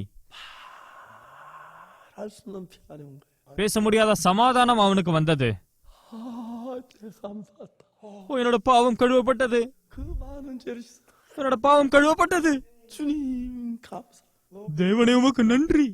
그때가 언제냐면 அது எப்பொழுது? 16년 지역에 16 வருட சிறை வாழ்க்கையில் 이제 나가기 3개월 전이었어요. அவன் விடுதலையாவதற்கு 3 மாதங்களுக்கு முன்பாக அந்த 16 வருடங்களில் 있었어요. அவன் தகப்பனுக்கு கடிதம் எழுதினான். 저 자식 몇월 며칠 날 교도소 나갑니다. அப்பா, உன்னுடைய மோசமான மகன் சிறைச்சாலையிலிருந்து வெளியே வரப் போகிறேன். 아버지 앞에 큰 죄를 올리겠습니다. நான் வெளியே வந்தால் உங்களை நான் கட்டிப்பிடித்துக் கொள்வேன் அப்பா. 두 번째 친구들에게 편지했어요. நண்பர்களுக்கு கடிதம் எழுதினான். 며칠 날 우리 한번 만나자. ஏய், இந்த நாளில் நான் விடுதலையாக போகிறேன், நாம் சந்திக்கலாம். 근데 교도소에서 제일 성실한 사람이 있는데 ஆனால் சிறைச்சாலையில் மிக நேர்த்தியான மனிதர்களும் இருந்தார்கள். 기독교 지도자, 기독교 지도자, 캐톨릭 지도자예요. புத்த மத தலைவர், கிறிஸ்தவ தலைவர், கத்தோலிக்க தலைவர். 이 사람은 성자처럼 착해요. இவர்கள் புண்ணியவான்களைப் போல் இருந்தார்கள். 사람들이 교도에다 나가면 ஆனால் சிறைச்சாலையிலிருந்து வெளியே போனதும் 또 손 다 씻었다 해놓고 또 한 달에 들어오고 2달 만에 오고. என்னுடைய கை சுத்தமாக இருக்கிறது என்று கூறினாலும் ஒரு சில மாதங்களில் திரும்பி வந்தார்கள். 나도 나가면 또다시 교회 오고. இந்த மனிதர் 교도소겠구나. அவர் உணர்ந்தார், நான் சிறைச்சாலையிலிருந்து வெளியே போனாலும் திரும்பி நான் வந்து விடுவேன். 자, 이제 다른 사람들 전부 다 다시 들어오는데 அனைவரும் மறுபடியும் சிறைச்சாலைக்கு வருகிறார்கள். 난 이게 너무 싫다. நான் இதை வெறுக்கிறேன், நான் சிறைச்சாலையை வெறுக்கிறேன். 마지막이 되고 싶다. சிறைச்சாலையில் இதுதான் என்னுடைய கடைசி நாளாக இருக்க வேண்டும். 할 수가 없는 거야. ஆனால் அவனால் எதுவும் செய்ய முடியாது. 자기 방법으로 안 돼. என்னுடைய சொந்த வழியின் மூலமாக முடியாது. 하고 안 돌아 다시 들어오는 거 보고. ஏனென்றால் மற்றவர்களும் திரும்ப வருகிறார்களே. 내가 어떤 누가 나를 좀 지도해 줬으면 좋겠다. அவன் யோசித்தான், என்னை யாராவது வழிநடத்த வேண்டும். 그 목사님 멀어져서 아직 안 되고. அதனால் மற்றொரு போதகருடன் இவர் தொடர்பில் இல்லை. 책을 쓴 목사님한테 편지를. அதனால் அந்த புஸ்தகத்தை எழுதின போதகரிடத்தில் இவர் கடிதம் எழுதினார். 나한테 편지가 왔어. நான் அந்த கடிதத்தை பெற்றுக்கொண்டேன். 연락을 했어. நான் மறுபடியும் அனுப்பினேன். 교도소 나오거든. நீ வெளியே வந்ததும் 주소. நீ சபைக்கு வா என்று நான் கூறினேன். 이분이 교도 딱 나오자 아무도 안 만나 바로 우리 교회 왔어. சிறைச்சாலையிலிருந்து வந்த பிறகு எங்கேயும் போகாமல் சபைக்கு வந்தான். 그리고 거기에 빈방에서 거기 자도록 해줘. என்னுடைய சபையில் ஒரு அறை இருந்தது, அங்கு அவனை தூங்க வைத்தேன். 그래서 1년 동안 있었는데 அவன் என்னுடைய சபையில் 1 வருடமாக இருந்தான். 너무 행복하다. மிக சந்தோஷமாக இருந்தான். 얼마나 좋. மிக சந்தோஷமாக. 한 달 아직 교도소 ஒரு மாதம் ஆகிவிட்டது, சிறைச்சாலைக்கு போகவில்லை. 이쁜 거예요. அதனால் சந்தோஷப்பட்டான். 뭐 두세 달, 한 달 만에 성비급 받는 뭐 일주일 만에 도로 그러는데 எப்போதுமே மக்கள் 2 மாதங்களில் 3 மாதங்களில் சிறைச்சாலைக்கு திரும்பி போவார்கள், 1 வாரங்களுக்கு சில பேர். ஆனால் அவன் சந்தோஷமாக இருந்தான். 개월 지났네. 6 மாதம் ஆகிறது, 교도소 நான் சிறைச்சாலைக்கு போகவில்லை. 1년이 지났. 1 வருடமாகிவிட்டது, ஆனால் சிறைச்சாலைக்கு நான் போகவில்லை. 1년 지난 뒤에 1 வருடத்திற்கு பிறகு 우리 신학교에 돌아가 그랬어요. நான் அவனை ஊழிய பள்ளிக்கு வர கூறினேன். 신학교에서 공부를 했어요. அவன் ஊழிய பள்ளிக்கு வந்து படித்தான். 날 தேர்ச்சி பெற்று 가족들이 다 와서 그렇게 고마워하는 거예요. அவனுடைய முழு குடும்பமும் வந்தார்கள், சந்தோஷமாக இருந்தார்கள். 이제 예쁜 아가씨 결혼도 하고 ஒரு அழகிய பெண்ணை திருமணம் செய்தான். 아들도 낳고 அவனுக்கு மகன்கள் இருக்கிறார்கள். 이제 지금 목사가 இப்போது அவன் ஒரு போதகர், 너무 행복한. மிக சந்தோஷமாக வாழ்கிறான். 얼마 전에 이번에 케냐에 갔는데 சமீபத்தில் கென்யாவிற்கு போனார். 케냐 모든 교도소 다니면서 கென்யாவில் இருக்கிற எல்லா சிறைச்சாலைகளுக்கும் சென்று கர்த்தருடைய வார்த்தையை இவர் அறிவித்தார். 회사에서 기증하는 텔레비전을 가지고 சில நிறுவனங்கள் அன்பளிப்பாக அளிக்கிற டிவிகளை இந்த சிறைச்சாலைகளுக்கு கொண்டு வந்து 설치해놓고 அவைகளை எல்லா சிறைச்சாலைகளிலும் பொருத்தி 방송으로 마인드 교육을 하는 거예요. மனவள கல்வியை அவர் ஒளிப்பதிவு செய்தார். 그래서 그 교도 최고 그 무기수들은 சிறைச்சாலையில் ஆயுள் தண்டனைக்குரியவர்கள் 나가니까 அவர்களால் திருப்பி போக முடியாது. 구원받고 난 뒤에 ஆதலால் சுவிசேஷத்தை கேட்டு ரட்சிக்கப்பட்டவுடன் 목사 한 수를 줘가지고 அவர்களை சிறைச்சாலையில் போதகர்களாக நியமித்தார். 막 그 신병들 막 그 돈 괴롭히는데 ஆயுள் தண்டனைக்குரியவர்கள் புதிதாக வருகிறவர்களை நகைப்பார்கள். 연평 말씀 전하고 ஆனால் அவர்கள் வேதத்தை திறந்து கர்த்தருடைய வார்த்தை அறிவித்தார்கள். 그래서 கென்யாவின் ஜனாதிபதி என்னிடத்தில் கூறினார், 케냐 그 교도 범죄가 다 줄어들었다. கென்யா சிறைச்சாலையில் குற்றங்கள் குறைந்திருக்கிறது. 우리 보고 케냐 모든 공무원들 교육을 해달라. கென்யாவின் சமூக நல தலைவர்களுக்கு இவர் கற்றுக் கொடுக்க கூறினார். 교육해달라. மற்றுமாக உயர்நிலை மேல்நிலை மாணவர்களுக்கும் 근데 அனைத்தும் தயாராக இருக்கிறது. 이제 우리가 이제 코로나만 끝나면 இப்போது கொரோனா முடிந்ததும் 이 사람이 이제 케냐, 탄자 그 주변 나라 교도소 다 범죄가 줄었어. இவர் கென்யா, டான்சானியா போன்ற சிறைச்சாலைகளுக்கு சென்று மற்றும் குற்றங்கள் அனைத்தும் குறைகிறது. 예수님이 우리 죄를 사하셔서 இயேசு நம்முடைய பாவத்தை கழுவியிருக்கிறார். 기뻐서 நாம் மிகவும் சந்தோஷமாக இருக்கிறோம். 위에 사는 사람들이 많습니다. பல மக்கள் இயேசுவுக்காக வாழ்கிறார்கள். 귀한 하나님의 종이. அவர்கள் வெளியேற பெற்ற ஊழியக்காரர்கள் ஆயிருக்கிறார்கள். 죄 속에 살다가 நீண்ட காலங்களுக்கு முன்பாக பாவத்தில் வாழ்ந்தவர்கள் 너무 행복하게 주를 섬기고 있어요. இப்போது சந்தோஷமாக தேவனை சேவிக்கிறார்கள். 세계 교도소를 다 바꾸고 있는 거예요. அவர் உலகம் முழுக்க இருக்கிற சிறைச்சாலைகளை மாற்றுகிறார். 이 ஏன்? 사람은 옛날에 자기가 아닙니다. ஏனென்றால் இவன் பழைய ஆள் கிடையாது. 예수의 말씀이 들어서면서 இயேசுனுடைய வார்த்தை உள்ளே நுழைந்தவுடன் 말씀 믿 அந்த வார்த்தையை விசுவாசித்து 하나님이 그 속에 살아 역사 அவருக்குள் ஜீவித்திருந்து தேவன் கிரியை செய்கிறார். 변할 수밖에 없어요. அதன் மூலமாக இவர் மாறினார். 언제 마지막으로 한 중요한 말 한마디만 더. இன்றைக்கு கடைசியான முக்கியமான காரியத்தை கூற விரும்புகிறேன். 가늠한 여자를 살릴 때 விபச்சார ஸ்திரியை மீட்பதற்காக 새 언약을 새 법을 기록 그 법에서 여자를 살렸어요. இயேசு புது பிரமாணத்தை புது உடன்படிக்கை எழுதி இவளை மீட்கிறார். 새 법은 어떻게 됐냐면 புது உடன்படிக்கை எப்படி இருக்கிறது? 내가 그들의 죄악을 사하고 நான் அவருடைய அக்கிரமங்களை மன்னித்து 그 죄를 기억지 아니하라. அவருடைய பாவங்களை நினையாதிருப்பேன். தேவன் கூறுகிறார். 약속대로 예수님 보내셔서 வாக்குத்தத்தத்தின்படி தேவன் இயேசுவை அனுப்பினார். 모두의 죄를 사했습니다. நம்முடைய பாவம் அனைத்தையும் மன்னித்தார். 십자가에서 சிலுவையில். 이걸 믿으시기를 바랍니다. நான் நம்புகிறேன் நீங்கள் இதை விசுவாசிப்பீர்கள் என்று. 믿습니까? விசுவாசிக்கிறீர்களா? 아멘. ஆமென். 자, 믿는 손으로 한번 표시해 주십시오. விசுவாசிப்பவர்கள் விசுவாசிக்கிறேன் என்று கரங்களை தூக்கலாம். 예. ஆம், 믿으시지요? விசுவாசிக்கிறதானே? 너무 예쁩니다. 그러니까 그게 பார்ப்பதற்கு அருமையாக இருக்கிறது. ஆம், 이제 여러분의 죄를 예수 하나님이 다 사하셨습니다. தேவன் நம் அனைவருடைய பாவத்தையும் கழுவி இருக்கிறார் இயேசுவின் மூலமாக. 여러분 죄를 기억지 않으셨습니다. உங்களுடைய பாவங்களை நினையாதிருப்பேன் என்று கூறுகிறார். 기억이 날 겁니다. நீங்கள் நினைத்துக் கொள்ளலாம், 나지만 நீங்கள் நினைக்கலாம், ஆனால் 나해진 겁니다. அவைகள் மன்னிக்கப்பட்டு விட்டன. 그들의 죄악을 사. நான் அவர்கள் அக்கிரமத்தை மன்னித்து 그 죄를 기억지 않아. அவர்கள் பாவங்களை நினையாதிருப்பேன் 와의 말이나. என்று கர்த்தர் சொல்லுகிறார். 예레미야 31장 34절에 எரேமியா 31:34 세운 법입니다. 언약입니다. அதுதான் புதிய உடன்படிக்கை ஸ்தாபிக்கப்பட்டது.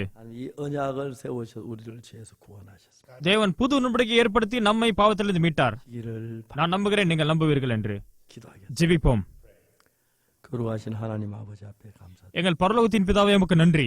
저주받고 멸망을 받아 우리를 대신해서 நாங்கள் அழிக்கப்பட்டிருக்க வேண்டும், 그래서 십자가에 못 박혀 ஆனால் இயேசு எங்களுக்காக சிலுவையில் அறையப்பட்டார். 우리가 우리 죄를 사한 게 아니라 எங்களால் எங்களோட பாவத்திற்காக ஒன்றும் செய்ய முடியாது, 대신 받으시고 ஆனால் இயேசு எங்களுக்கு பதிலாக தண்டனை ஏற்றுக்கொண்டு 하셨습니다. அவருடைய ரத்தத்தை சிந்தி பாவத்தை மன்னித்து இருக்கிறார். 그런데도 아직 이걸 모르고 사탄에 속아서 ஆனால் இன்னும் நிறைய மக்கள் இது தெரியாமல் சாத்தானால் வஞ்சிக்கப்படுகிறார்கள். பலர் பாவிகள் என்றே கூறுகிறார்கள். 생각 믿지 말고 사탄 음성 믿지 말고 நாங்கள் எங்களுடைய சிந்தனைகளையே சாத்தானுடைய சத்தத்தை நம்பாமல் 하시고 기억지 않으신 난 하나님 말씀 믿게 해주옵소서. நாங்கள் கர்த்தருடைய வார்த்தையை மாத்திரமே நம்பி அவர்களுடைய பாவத்தை கழுவி இருக்கிறார். 충만하게 거하게 해주시고 தேவனுடைய கிருபை எங்களுக்குள் பொழிவதாக 주시옵소서. எங்களை ஆசீர்வதியுங்கள். 주님 이름으로 기도합니다. இயேசுவின் நாமத்தினால் ஜெபிக்கிறேன். ஆமென். 여러분 함께 하셔서 감사합니다. எங்களுடன் சேர்ந்து இருந்ததற்காக நன்றி. 1962년도 이 사실 깨닫고 1962 இதை நான் உணர்ந்தேன். 이 말씀 전가니로 살아왔습니다. இப்போது வரை என்னோட வாழ்க்கையில் இதை பிரசங்கித்து வாழ்ந்திருக்கிறேன். 감사하고 தேவனுக்கு நன்றி செலுத்துகிறேன். 우리 죄 사한 걸 믿으시고 அவர் உங்களுடைய பாவத்தை மன்னித்திருக்கிறார் என்று நான் நம்புகிறேன். 그러면 கேள்விகள் இருந்தால் 책도 구입해서 자세히 읽을 수 있고 நீங்கள் நம்முடைய புஸ்தகங்களை வாங்கி நீங்கள் வாசித்து பார்க்கலாம். 그분이 손으로 이야기들 잘 책을 읽을 때는 이해가 잘 가더라고요. கிம் கிசாங் அவர்கள் இந்த புஸ்தகத்தை வாசித்து தான் இதை புரிந்து கொண்டார். 여러분도 다른 사람에게 이 사실 전한 분들이 되고 மற்றவரிடத்திலும் இதை பகிர்ந்து கொள்ளுங்கள். 잠깐 이 땅에 사는 동안 하나님 선교 복되게 살다 இந்த பூமியில் வாழும் வரை தேவனை சேவித்து ஆசீர்வாதமாக வாழ்வோமாக. 다시 만납시다. அவருடைய ராஜ்யத்தில் மறுபடியும் சந்திக்கலாம். 오늘 당장 가는 거 아니니까 உடனடியாக இன்று போக மாட்டோம். 있을 땐 여기서 만나고 இந்த பூமியில் இருக்கும் வரை நாம் சந்திக்கலாம். 죄에서 구원하신 하나님 감사하고 주를 섬기는 여러분 되시길 바랍니다. நம்மை பாவத்திலிருந்து மீட்ட தேவனுக்கு நன்றியும்